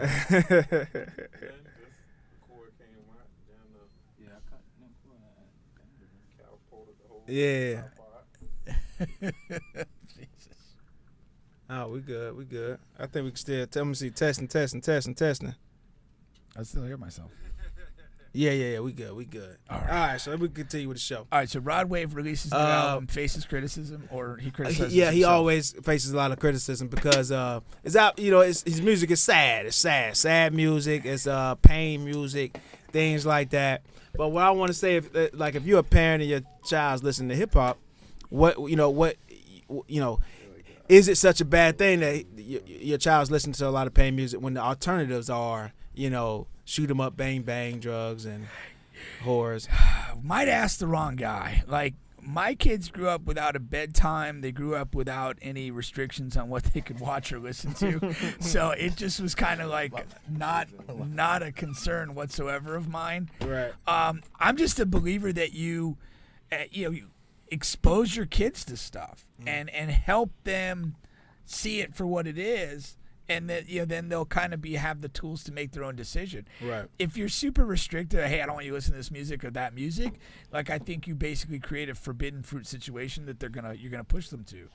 But having said that, like, I mean, there is a place where it's like, if your kid doesn't listen to anything but miserably sad music, like, you might have a depressed kid. Like, and you probably have to be attuned to that. And again, I was fortunate. None of my kids ever, like, really got so deep into, anything kind of external that it was, controlled their behavior, controlled their life. But by the same token, if your kid is, listening to a bunch of, like, gun-related rap and has an AK-47 in the bedroom, like, yeah, you probably got another issue. All right. Cardi B and Megan Thee Stallion. Start a bench. God damn, man. We can't get rid of these people. Jesus. What? I'm going to bench. I just don't care. Like, they're just freaking irrelevant to anybody that has a brain. If you're riding for these hoes, I can't help you. Free Tory, man. Free Tory, man. Free Tory, yeah. All right. Joe Burrow, start a bench. The struggling Joe Burrow. Let's start him. Yeah, man. So it may not be starting for long. Joe Burrow and the Bengals off to an 0-2 start. Joe Burrow may be a little banged up, but last year they started 0-2. All right, and really came back, had a good season. Does this feel the same? Do you think the Bengals could come back, make something good out of the season, or does this Joe Burrow injury kind of, puts them in a bad light? I think the Bengals will play better. I think Joe will play better. I'm not at the catastrophic situation where this is a disaster, but to me it goes to getting through the preseason, being an active participant in the preseason is important. And no fault of his, he got injured, and like he basically missed the preseason, and he's not being sharp right now. And I think that's the thing. I like Joe Burrow a lot. I think he's a super resilient guy, and I think he'll play better by the end of the year. But remember the Bucs had a crap season with Tom Brady when he had the mysterious 2-week, whatever the heck it was he had to do, the prearranged thing. Yeah, that was interesting. That led into a bad season. Mm-hmm. Training camp matters. Practice matters. And it's not like, these guys know how to play football and they can pick up an adjustment or change some plays at the snap of a hat. But that camaraderie of being around the guys and creating an energy that's a collective energy is central to success in sports. What you think, Chap? No, that's a fact. I don't think any of beginning. I don't think it really matters until to that week 6, halfway point. Then that's when I think it gets real. When they start getting cold outside, that's when you know it's real. And Joe Burrow, he's a winner. Yeah. You know what I'm saying? He won all his career. He's a winner. So I think he's gonna be right. He's gonna be decent. You know what's interesting about Joe is, there's been guys like Dan Marino went to the Super Bowl early in his career. Never went back. I mean, he's a Hall of Famer, one of the best quarterbacks to ever do it. But you look at Joe Burrow, you see these really great quarterbacks. They have early success, but don't quite get it done. It's that window is not as long. Like he had a comment last year where he's like, our Super Bowl window is as long as I'm here as starting quarterback. Yeah. But that's not really how things go in football. These winning windows are small. Go back to Tom Brady real quick, because and I remember seeing an article at the time. It was if you reverse the career arcs of Tom Brady and Peyton Manning at the time, they would tell a completely different story. Peyton didn't win till later, but at that point when they were still rivals, Tom won early in his career, and then he had a drought. A long drought. And then later in his career, in the back end, he got rolling again with some titles. But if he didn't play 20 years, if he played 12, he might have been in that thing where he didn't. He might have only won the couple ones early, and then kind of went out like you're talking about without one. There's so many factors that go into it. Aaron Rodgers is another guy. He won relatively early and hasn't been back. There's so many factors that go into winning a Super Bowl that can't be underestimated. All right, let's go. Cleveland Browns running back started bench. Oh, this was awful. Started, but this was brutal. Right. Yeah, Nick Chubb. So of course Nick Chubb, he has that really bad knee injury on national TV there, and but what I wanted to bring up and have you talk about here is the plight of the running backs. They're talking about we need more money and we're not being. But look at all of these guys. Austin Eckler is out. Chubb is out for the whole season. There's just riding with injuries all across the league, and we're only in week 2. Yeah. What I mean? Yeah, that That was as bad an injury as I've ever seen on a football field. Yeah. That was absolutely horrifying. But it does not help the thing of the running back. And my belief, and I said this a couple weeks back, I think the traditional running back is going to be phased out of football in the next 5 to 7 years. And that there will be more sort of multi-purpose players that share the burden of running the football and also being receivers. And I think we got more and more spread formation, which we have a ton of. But I think the game is going to drift away from the bell cow running back. And it's because of this. You cannot make an argument on the business side of football to pay these people properly. They are essentially like frontline grunt troops that get chewed up by the game. And you can't put big money into that. And on their side, and enough of these guys are going to look and say, I don't want to play running back, coach. Like when they're in high school, when they're in college. I don't need to be that. I want to be a receiver. Let me play some safety, whatever. I don't want to be this. And you're going to have a situation where those guys aren't coming through the system anymore, and you just have to play football a different way. Yeah. What'd you say, Chad? That's a fact. I mean, I think this is like the last time we really gonna see like the Derrick Henry's type of running backs. You seen like how like Tyreek Hill, he did like the last game where they had him running like the running start thing, like how they had like in the Canada League. You know how okay. Yeah, I feel like that's how like you saying. I think that's how it's gonna start going to where like somebody in the backfield. No. Yeah. Like fullbacks. You don't really see fullbacks like that as much anymore. We've already phased. Fullbacks, you know what I'm saying? Fullbacks is just. Fullbacks to that, and I think the running back is to follow, and I think you're going to have football played in a manner that,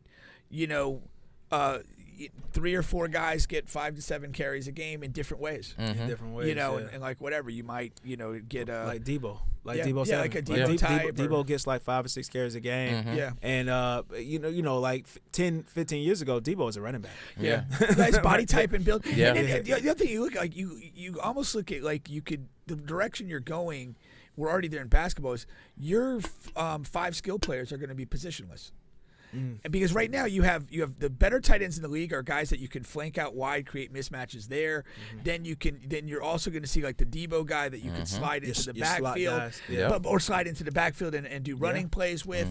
And I think the game's just going to go there, and it's going to move away from this player who is expected to maybe get 20 or 25 carries, a couple catches, and be the workhorse of the offense. It's economically, it doesn't make sense anymore. And it doesn't make sense from the league perspective, and because it doesn't make sense from there, it's not going to make sense for the player side. Yeah. All right. Travis Hunter, starter bench. Got to start it, man. He's going to be out for 3 weeks. We'll give him a courtesy start. Yeah, so of course Travis was hurt. What a lot of people feel like was a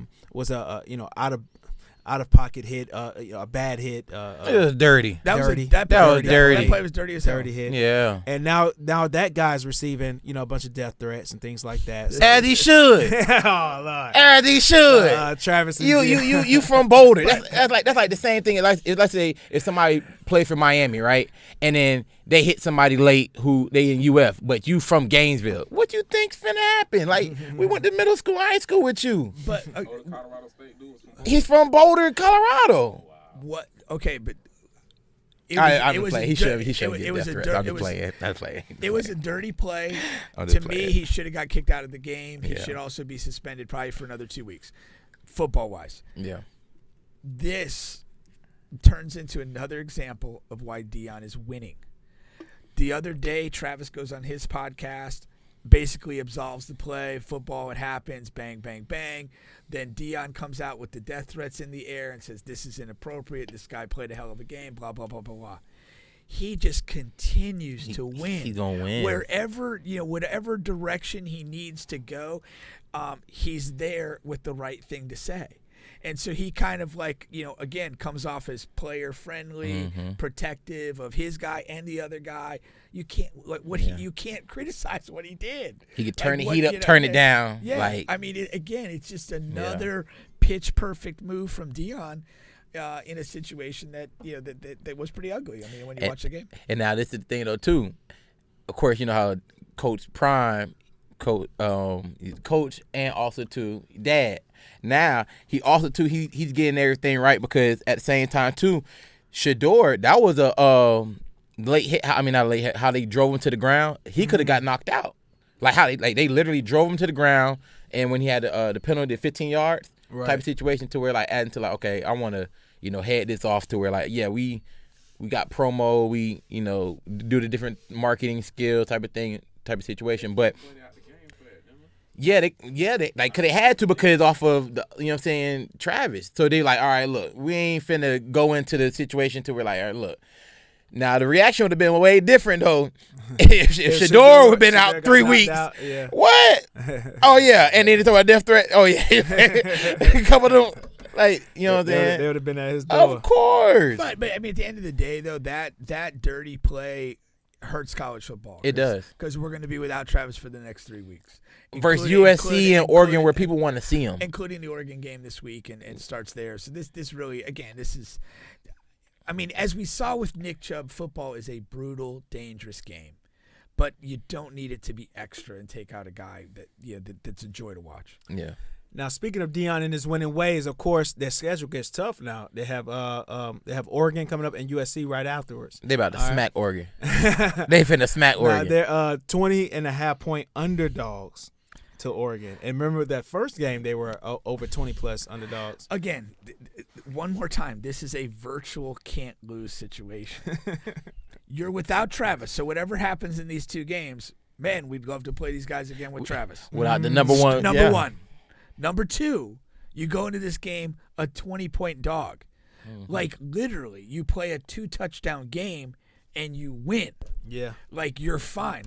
Oh, we stayed within 2 touchdowns. Or y'all thought I was going to lose by 20, and we don't have Travis, and we lose by 11. Like, dude, unless they get blown out, like, this is a win. Like, he's almost just walking from one bulletproof situation to another. You can't lose. It's just Can't ridiculous. lose. And then, also, too, Deion, he made Nike a lot of money. You know what I'm saying? Oregon and Nike. So, if a couple field goals get, to the left, you know what I'm saying? And at the same time, too, like, even numbers and money-wise, you know what I'm saying? They said it was 9 million people was watching the game. So even with different things, not saying college football rigged and everything like that, it makes way more sense for Colorado for it to be a close game or for them to win. Well, you're pretty much saying it's rigged, though. So. Of course, everything rigged. It's all entertainment. Then don't it's all entertainment. Then don't preface your statement with not saying it's rigged. It's rigged. Everything rigged. It's all entertainment. Just say it's all entertainment. Speaking of rigged, I'm gonna go into this last one here. The Rams played the what was that? The 49ers? Yeah. The 49ers the on late Sunday. field goal. And they kicked that field goal. Okay. I'm a betting man. Yeah. And I'm not, so I could care less. They're favored by They're favored by 7. They're up 10. What's going on? I don't know. Was it a field goal at the final horn? Yes, it had negative zero impact on the game.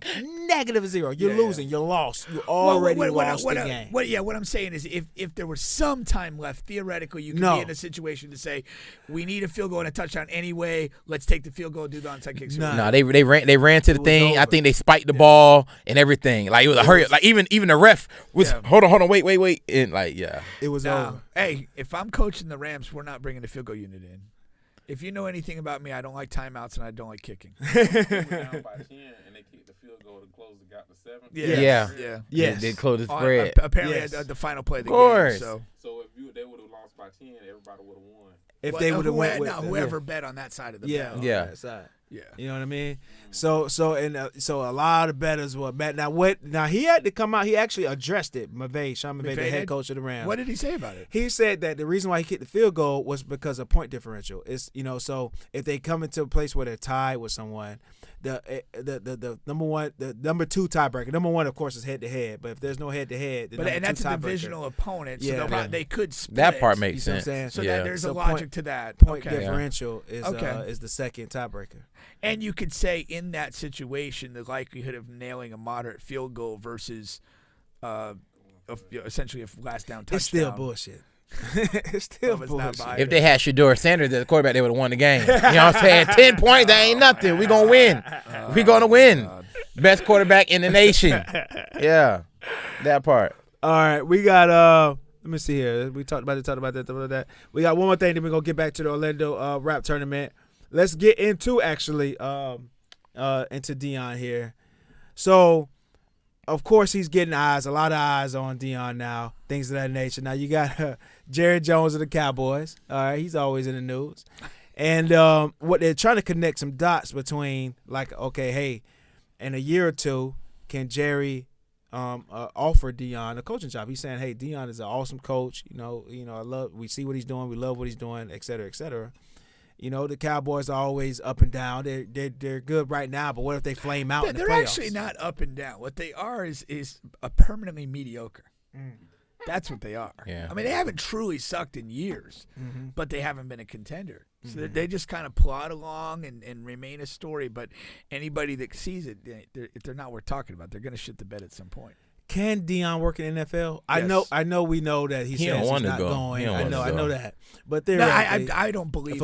I don't believe that that sentence at all. What's that?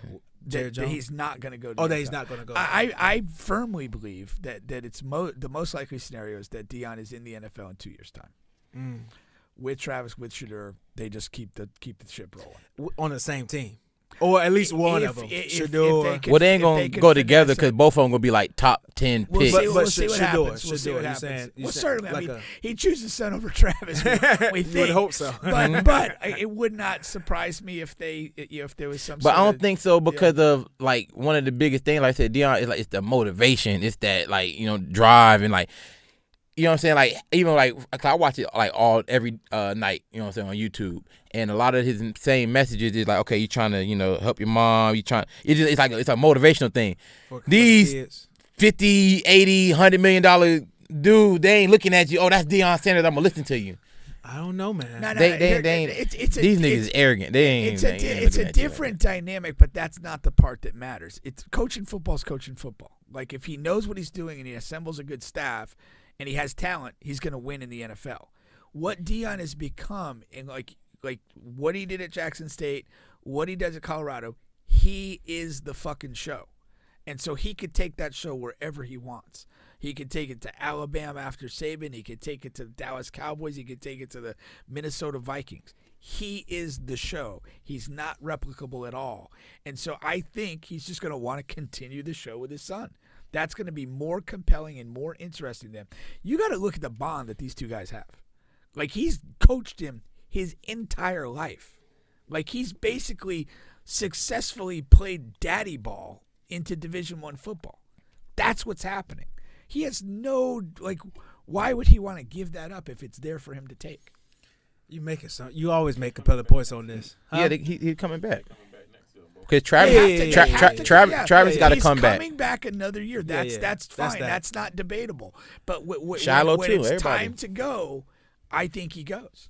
And the only thing I don't think he gonna go is because of the deal that they got. Like he get like, not, of course it ain't just about the money, but he had he created a whole lick in Colorado. He got a percentage, whole economy. He got the percentage of the ticket sales. You know what I'm saying? You got all that type of situation. You ain't finna get all that in the NFL. Watch him. Shit. Not in the NFL. Bullshit. No, that's ridiculous. He can get a lot more. Not the head coach. Yes, he can. If you're Deion, he could get equity in the goddamn team if they want. Which is a lot more. That's whole different. You know, Warwick Dunn played for the Atlanta Falcons and the Bucs. Near the end of his career, Arthur Blank, the current owner, offered him to buy a percentage of the team. I think it was a couple $1 million at the time. And due to the growth of the franchise, that stake in the team is worth, I believe, $45 to $50 million right now. Deion could desperate do that. Desperate owners. Hold on. If Deion comes to a team in the NFL, like, don't tell me their merchandise and everything else doesn't become the most valuable. Yeah, you're right. That's what it is. It is, and desperate owners do desperate things. Deshaun Watson, who we can all see, he has the first fully guaranteed deal in Israel because the Cleveland Browns were that desperate for a quarterback. Like, these guys, they will do what's necessary to get. And also, I don't want to underplay the fact that if Shedeur comes into the league, if he keeps balling out, I mean, he's going to project to be He's going to win Heisman this year. I don't know about this year. He but gonna this win. year or next year, He gonna win it. He'll be in the running, and then that'll land him to be a top 10 pick. Who's in the top 10? Bad teams. Those bad teams will shuck their coach in a minute. If he says, hey, Shedeur fully buy into this team, as long as, hey, my dad can come in and be the coach, bye. What? Arizona Cardinals, whoever coaching them, we'll see you later. He gonna be the first person when they have the Heisman, they're gonna have a watch on it. They're gonna have a watch on the Heisman. that new Shedeur, the watch thing is the new Gritty. Like for real, like it's the new Gritty. No, but like I mean, you're right though. It's like no team in the bottom 10 cares that much about their coach. No. Yeah, ain't nobody. They'll cast them aside in a heartbeat. Yeah. In a heartbeat. Yeah, that'd be lit. No, that's good. So you're not buying the NFL thing right now. I don't see the NFL situation. Right. But like I said, but with Shedeur. Definitely. And did you see Warren Sapp is actually joining Colorado next season? Next year. He'd have to get his degree. Yeah. Yeah, he had to get his degree. Warren Sapp is a guy. He's been through a lot. You seen who was all at the game last week? It was a star. It was ridiculous. What? My favorite one though was Kawhi Leonard. He couldn't even go to Clipper games. Bro, yeah, Kawhi. Like what? Like everybody. Deion got Kawhi. The Rock.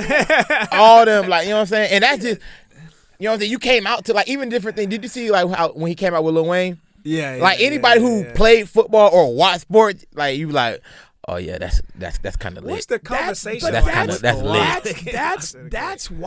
That's why this will go to the NFL. Yeah. And you're like they need it. Like entertainment. He'll immediately be like the Showtime Lakers, like with every celebrity in the world. That's a great at the game. Okay. And there's no restrictions on anything in the NFL. Yeah. Like as far as especially if it's a smaller market, you know what I'm saying? Oh, we gonna pipe them up. It doesn't matter, man. Yeah. But let's see how big this can get. Yeah, for sure. Really quick here, I want to get to our sponsor, Overkink.com. Overkink.com has all of your bedroom needs. Use promo code BubbaPink and get those needs answered at a discount. All right, Overkink.com. Use promo code BubbaPink. Put more arrows in your quiver. Yeah, I might need a new. Maybe you'll help somebody quiver. A new one or something, man. What do you need? Wait, what are we here? No. Run that back. No, right. So I refuse to carry on until I hear what this said. So we're back on the rap tournament. Chap. So earlier in the show we were talking about how it came about, et cetera, some of the guys that's in it. Now it's the time I want to kind of talk about who I have advancing, who I'm picking to advance and things like that. Do you have any guys in particular that you who's a Chap guy in here, man? You know they're gonna get sensitive regardless, but you know what I'm saying. I like your guys. I like Irvin. You know what I'm saying. Okay. Of course, Pressure. I like Fresh. I think he's definitely a sleeper. I think he can definitely Pressure sleeper. Okay. He's going against K-Bo in the second round. Yeah. I ain't lie. I see Fresh winning. I ain't lie. I ain't like that. It's gonna be a lot. You know, KC. You know what I'm saying? Honcho. Clientele. Oh, okay, Clientele. Okay. Clientele. Jason. It's a lot of like real deal rappers in here, and then I like it a lot because the cool thing is it's actually like the rappers, and most of the things, especially in the city, is the ones who can really rap aren't technically the more popular ones. You know what I'm saying? But they can spit real deal bars. You know what I'm saying? They ain't no just, okay, this person got 60,000 followers, so now like, you know what I'm saying? No, like these people, okay, they might not have to, but a lot of talent is being discovered, and a lot of fans or fan bases are growing. So, Bubba, how do you got the bracket working? All right, so shout out to my dog Bubba, man. He's my dog now. I had no idea about him before this tournament, but I've been listening to him. So that's why this tournament is such a good thing. But I got pressure. I'm just a pressure guy. All right, I got pressure beating Bubba. Muse is our guy. He's on the bench. He's been on the bench several times and things like that. And G Millie was able to get past him. So I'm gonna ride G Millie in this next one. He has this interesting style. You know, the white guy who who's gonna let you know about him, you know, all that. So I'm gonna go G Millie there. I'm a ride him. Pause. All that good stuff. If my nephew is watching. Thanks. Like, oh, if this was Cam, I was like, oh man, that's wild. Yo, ride him. Coming fresh off the Over King commercial. Right. Right. A little bit too kinky. I got Jason over Javon. Okay. All right. And then I you know, Zay Tariq is a guy who was just on here last week, you know, but if I want to be 100% accurate and get this bracket right, you know, we treating this like the NCAA. I'm going to go ahead and pick Irv. Okay. Irv showed me a lot in that first round. It's another guy I didn't really know about before this tournament. Zay, don't be mad at me. That's what y'all got to do next time around is make it where you could, like ESPN style, where you could submit a bracket. Ooh, like for like $20. That's a good idea, bro. And create like a pool and that like might be a little too much for Orlando, but yeah, $1.50. yeah, something. Yeah, for real. Yeah, that no could facts. be wild. And No like facts. whoever has the most. We're gonna have. I accurate don't know if we still gonna do it because we was talking about it, but we're gonna have like a like the little wild card situation. You know what I'm saying? We're like a little How would that playoff. I don't know. We ain't get all the details type of situation. But that was more so just artists that wanted to participate who weren't involved. Okay. Artists who weren't involved, like the train is already rolling, and they see it's going, and they say, okay, I want to be involved some kind of way. Okay. Yeah, I see that. All right, then I got Bay Bubs over what's that, VJ, right? Or something, right? My phone. YCJ. Hey, don't worry about his name. Yeah, he ain't beating Bay Bubs. I'm gonna tell you something. I've already seen Jason and Bay Bubs round 2, and it's gonna be a tall task to beat both of those guys. On YCJ, he done won a couple tournaments himself. Like Yeah. Showcases like across the country. No, that's for sure. Now this next one, Fresh and K, man, both of these guys, again, two guys I had never heard about. They impressed me in that first round, but I'm gonna go K-Bo. I just like that. I like that swag K-Bo was bringing. All right, then I'm gonna go Clientele just because I don't remember what's this? Hot Mob from the first round. I don't remember him from the first round. Oh, that's probably why. I probably missed it. I might have missed it. Tuned out at that point, huh? I might have just missed it. Okay, but I'm still gonna go. I'm still gonna go Clientele because I like what he did in that first round. And then I think the last one here, Honcho and Trap. That's gonna be a tough one. Yeah, that's gonna be a tough one. But I probably go Honcho there. Yeah, I probably go Honcho there. But yeah, that's I like them picks. Them picks were definitely solid. Have you kept the 5-person panel that votes confidential from the rappers so nobody can influence them by sending hookers and cocaine? Do people know? They names and everything are in the post. Oh, they are? Okay. Yeah. We let them know who the sponsors are and who the judges are going to be. I think the best way is to be fully apparent, transparent. Yeah. I think so. I like just so they know ain't no funny business going on. I like a little dark web action. They all have You their and Mel own Tucker. thing going on respectively in the music industry as well. So we kind of want some of the artists and participants to know who they can reach out to for advice, or if they need to go to a studio or get some insight on a label. Those are some of the guys they could reach out to and create that relationship and things like that. No, I like that. Yep. I do like that. Okay. Yeah, so I'm like they said, those guys supposed to be sending their videos in, try to get them up this week. So you trying to go around a week? That's what it sounded like earlier. Okay. We already Wednesday now, so these guys gonna have to start. Gonna have to roll them in now. Thursday, Friday, we're gonna get them up. Even if we gotta put up 5 matches in Friday and Saturday. Okay. It's only gonna be 8 matches this week. Right. Because matches. of the Exactly. You're relying on getting less work in each week, so it should be easier. No, definitely will be. And it's as easy as Orlando Media Group, OMG. Chapman's always tagged on them, right? Yeah. So I4 Chapman or Orlando Media Group, OMG. Right? Are the first round, are they still visible on the page? Yeah. Okay, so if you want to check it out and see what you saw these guys do last round. And the cool thing is where we're setting it up to where like even the people when they go against each other, we're gonna set up where they're gonna like get in the studio together. So it's not just like, oh, I'm going against you, like F you. It's more like, okay, we're gonna get y'all in the studio together. You know what I'm saying? To come up get a record. To make a record. Oh, after the competition's completely done, there's a That's why you said you couldn't wait to get Bay Bubs and what's in that. I was like, oh, what's that about? Yeah. Okay. That's why you said that. Okay, I didn't know that. So it give an opportunity for the artists, you know what I'm saying, to network with each other. We're gonna have some dope producers, you know what I'm saying, in there. So just mixing the whole situation up. Oh, I like that. You guys getting any complaints yet from first round losers, if you will? No, no. Okay. No. Okay. That's what's and that's why I like it a lot better, like this year's compared to more last year's, because it was a lot of complaints, a lot of, you know what I'm saying, of the extra stuff. I haven't heard none of them this year, you know what I'm saying? And I like it. And I think it's too, I think they see that like, bro, we don't really care about y'all crying, you know what I'm saying? Like the first time it was like, oh. Did y'all do anything different between last year and this year that you think has contributed to the lack of complaints? The judges, right? You guys didn't have the 5 judges like that. Visible. I think just being more vocal and the participants who are participating, they understand it and know what it is more, so they don't have to worry about what it's not and what everybody else is saying that it is.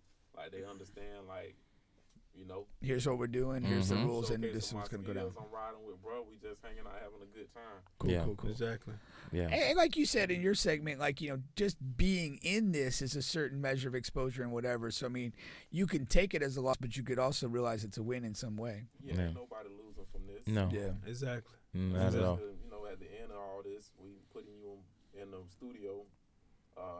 Everybody gonna gain something, some type of merch, some type of prize, and everybody gaining new fan base and recognition. And this genuine support, like, we're not asking people to follow you or support you. If they like you, they gonna tap in and follow and support you. Mm-hmm. Cool. Yep. Facts. Yep. All right, that's what's up, man. Well, I'm gonna end the show on my little rant here. You're welcome to stay. You know, or whatever you want to do, chap. What's your rant gonna be about? Yeah, no problem, man. No problem, man. Yeah, appreciate you, bro. What's your rant gonna be about? Don't knock the camera. I didn't talk like don't knock the camera over like your partner did. I definitely, you know what I'm saying, big old shoes. Appreciate you, brother. Hey, good to meet you, man. Yeah, man. Take care. You know I'm gonna hit you, man. Likewise. Yes, sir. All right, chap. All right, brother. I appreciate you. Yes, sir. Appreciate you coming through, man. Yes, I didn't even know you was coming. Yeah. So I really appreciate you. Of course. A bonus guest. A bonus guest. Y'all take it easy, man. Right, stay safe, guys. You know what I'm saying? Colorado gonna win. You know. Okay. All right. I got you. They win this week. We're on to something, man. Definitely on to something. Yeah. All right. So, yeah. What's this rant? So you know what's funny, man, is growing up with my granddad, man, you know, he was the type of guy that said anything that was on his damn mind. You know what I'm saying? Like he would, you know, don't ask him how you look, because he gonna tell you exactly how you look. You big as a house. Don't ask him for no money, because he gonna ask you what you gonna do. I'll give you this money, man, but you can't buy no dope with it. All in front of your kids and all that. He gonna say whatever's on his mind, man. And it's like the older he get, the more he just don't give a damn. He gonna tell you, he gonna get. And I feel like that's where I'm headed to. Oh, really? The older I get, the more I'm just saying whatever's on my mind. I just don't give a damn. Like it's just this is just what it is. And here goes the thing, man. You know, as I'm still on this dating thing, that's literally what I'm doing. Like I want women to understand, like, listen, like I want to fuck. Like like all of this extra stuff is really unnecessary. So like every date, I know some of this stuff we've said before, but like all of these dates, the dates are for you. Like it's not for me. I don't give a damn about going to whatever, Red Lobster or fucking Arby's or whatever the fucking. I don't care about any of that. Buying flowers, what have you done for me, and where we going? Now, when I do those things and when I do go out, it is only to get the coochie. That's my only goal and objective. So, you know, that's just what it is. So now I'm beginning to tell, like, you know, because when you're dating, when you're not in a relationship and you're dating multiple people to find the one. Ideally, that's what you're doing. You're trying to find the one to be in a relationship with. So you're dating multiple people till you find the right one. The problem with that is that, you know, I want to give the time to the women that I'm having sex with.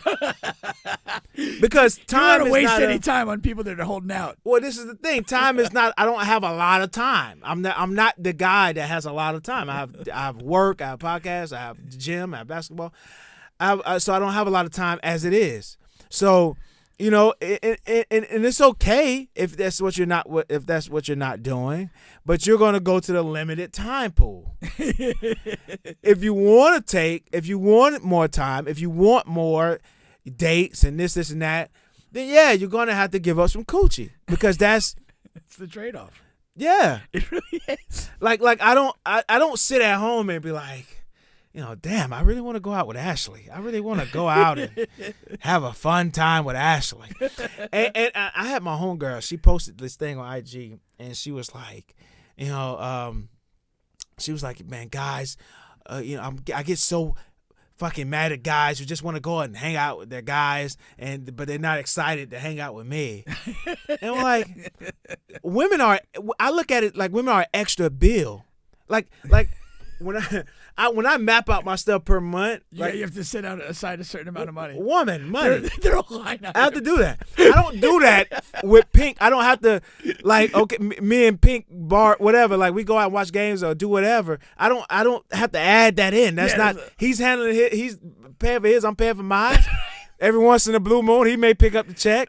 I'm never going to do it, but he may do it. And if he's not going to do it, he may be with a guy that is going to pick up the check for that time. Shout out to Sar. So, so I don't have to bake that in. You know, so I'm having a good time, and I'm not paying. I'm only paying for myself. The bill is $10, $15, $20 instead of $100. You said a while back about like the whole talking thing. Like if you actually want to have a good conversation, it's usually going to be with the guy. Yeah.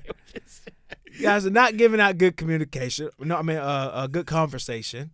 Okay, you're a bill. At the end of the day, you're a bill. A bill that I really don't want to have. I don't want to be out anyway. Okay, and so, you know, the trade-off is time. I am willing. I know. I understand. I can't meet a woman off the street or online and then go straight to fucking. I understand that. So I'm willing to trade off my time for the coochie. But when the time for the coochie and I'm not getting it, then I feel dumb. I feel used. I feel dumb. I feel, you know, emasculated. Emasculated. All of that. Because that's your time plus the bill and no coochie. Like that's a tough one. That's a tough fucking lot. Like I'd much rather be at home just watching fucking Winning Time. That's true. Like I like 1,000%. Yeah. If that's going to be my outcome, if I knew ahead of time, I'm not going to get in tonight. I'm going to spend $150. I'll stay home and stay home conversation. Yeah, stay home and eat chips and watch TV.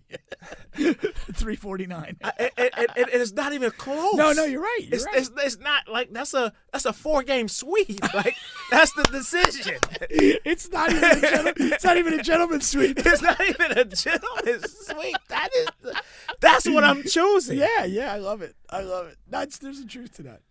No, you're right though. The older you get, the less time you have for just stuff that just doesn't matter. Yeah, it's fine. I have this debate with my daughter. We went to see the Equalizer 3 the other day. Okay, I got to see that. And then she's like, like you're just, like you're kind of just like set in your ways. I've experienced like a half a century of life, and I've kind of figured out what I don't like to do. Like those things that don't bring me joy or happiness or peace. And to the extent that I can control that, I'm gonna. Yeah. You know, so when I'm not at the office, like, I'm gonna find stuff to do that I truly enjoy. I feel like I'm finding that later in my life, but that's just the way to go. It is the way to go. The earlier you recognize that, the better off you are. better off you are. Seriously, because it's just that's what it comes down to. Like, you know, you cannot. I don't know. This will sound real cynical, but like your personal happiness cannot be predicated on other people. You'll never be happy if that's what you're basing it off of. Right. You've got to get to a place where like you have a good handle on the things that you enjoy doing, whether it's sex or basketball or whatever, right? And hone in your time, because I mean, and we're both in a situation. We're both like professionals. Like, we have jobs that command a lot of time, and then beyond that, you have this limited window of time. I gotta sleep and I gotta work. The rest is mine. What are you gonna do with that? And you better use it wisely, you know. And like, again, you go on an empty date where you drop some money, you don't necessarily have a great conversation, and you come up empty in the bedroom. Like, you just wasted an evening, 2, 3, 4 hours, or whatever free time you had that day that didn't include sleeping or working. That's a big L right there. And then rack those up, right. So that's just one evening that I feel fucking god awful about. Right, but then I have to do that 3, 4, 5, 6 times. Exactly. Like you know what I mean? That's what I have to do to eventually get the coochie or the prize or whatever. Right. Now, when I finally do get it, I'm so fucking like, it's not even worth it. It's not even good. And now I'm the bad guy for dropping you and going to the next person. We could have figured this out in the first 30 minutes. You know what I mean? Yeah, I mean, I'm with you, man. It's and again, it is funny, man. It's how much money are you going to spend? How much time are you going to allocate to it? And what's the reward? Cost-benefit analysis. Cost-benefit analysis. That's man. what it comes down to, no matter what it is. Forget about romance or deep connections. It's only one thing deep, and it ain't quite a connection. Just ask Magnum Mel. Magnum Mel. Dude, that rolls off the tongue. It does, man. No, I'm with you, though. That is so funny. Yeah, it is. Like, if you were to tally up, like, over the last decade, how many hours, and it's going to convert into days and possibly a couple weeks, have you spent on bad, pointless dates? Shitty, useless, man. It's crazy, man. Yeah. It's crazy. It is tough. But you can't, I mean, the other side is you can't remove yourself from the game completely. No. I mean, you got to just find It is the what balance. it is. You got to find a balance. Yeah. So, got to find that balance. Got to find. How much do you allocate to dating and women each month in the budget? It's too much, man. How much do I allocate? Yeah. That's a good question. It's the one that needed to be asked. What I do is I go by the biweekly because that's my thing, right? Oh, you're paid biweekly. Right. Okay. Right. So, it's roughly I try to do about like 400 or 500. Okay. And so anything biweekly. Yeah, and maybe I shouldn't have said. I should have said that. But the key to that is that's just what I allocate. So anything like plus, I put it in my vacation fund. So if the goal is not to. So if you don't spend the full allocation, you'll just shift that to your vacation Yes, fund. there you go. Okay. There you go. Does it go the other way where if you spend too much, you pull out of the vacation fund? Okay. Yes. Because, of course, there's times, you go. So is the vacation fund running a net No, or net positive, man? No, we're good there. But that's definitely how that goes. That's funny. That is funny. Yeah. Ladies, Bubba's got 400 every couple of weeks. Who's going to claim it? Got to catch me at the right time. That's right. Get that pay schedule figured out. Oh, that's fantastic. Oh man. So next week we actually have GM5 guys coming in. Okay. I didn't tell you. So we got I'm surprised. Because that'll be the week of the championship. Do we have particular GM5 guys coming in, or? I said what I told TP, either him and Howard as a one, and then a member of one of the championship teams. Okay. So that's how we'll do it. And I think we should have a member from each championship team. Maybe, yeah. I think that'd be good. I just didn't want a ton of people on here. Nah, I understand, but I think it'd be good. And Ant hates the big setup groups. Yeah, but I do think we don't have ideally- to have them all on at the same time. And that's another thing. We don't have to have them all. Yeah, at the no, same we could time. do that. But I think if you have one person from the championship team, another person would be good. Yeah. Hopefully, it'd be us representing our team. I know, right? That's the so idea. so we're, for those who are watching, we're in this GM5 basketball league. It is an adult league here in the city. One of the better ones, one of the best ones. Of course, they would say it is the best I like one. to say men's league because Yeah. when you say adult, like that kind of like conjures up like nudity and maybe sexual activity, which is not at all what's going on at Seminole State on Saturday. And, at least on the court, right? And I can't speak for the parking lot. And I've actually uploaded a couple of our games actually onto our channel, and I did see that. And my infamous interview. That was special. So you guys can catch up there. So yeah, we're gonna have those guys on, talk about that, and see if anybody can beat the Squad X team. Hopefully this weekend. Yeah. What inspired your post game dance on Saturday? No. Is that also posted? It is not. I need to get that posted. Yeah. So these guys. So first of all, a lot of guys, they see me do the dance, right, and they hit me up and they think like they think I'm being what's the word, like it's a negative thing, like I'm dancing on their grave or something. Oh, disrespecting them. Disrespecting them. So I had NWO, I had a couple of other teams, and the thing is, it's really the song. It's not it's not that we won. It's not that. Anytime that song comes on, I have to do my dance. Man. Okay, I didn't realize that. Yeah. So Big Boy Get on the Roof.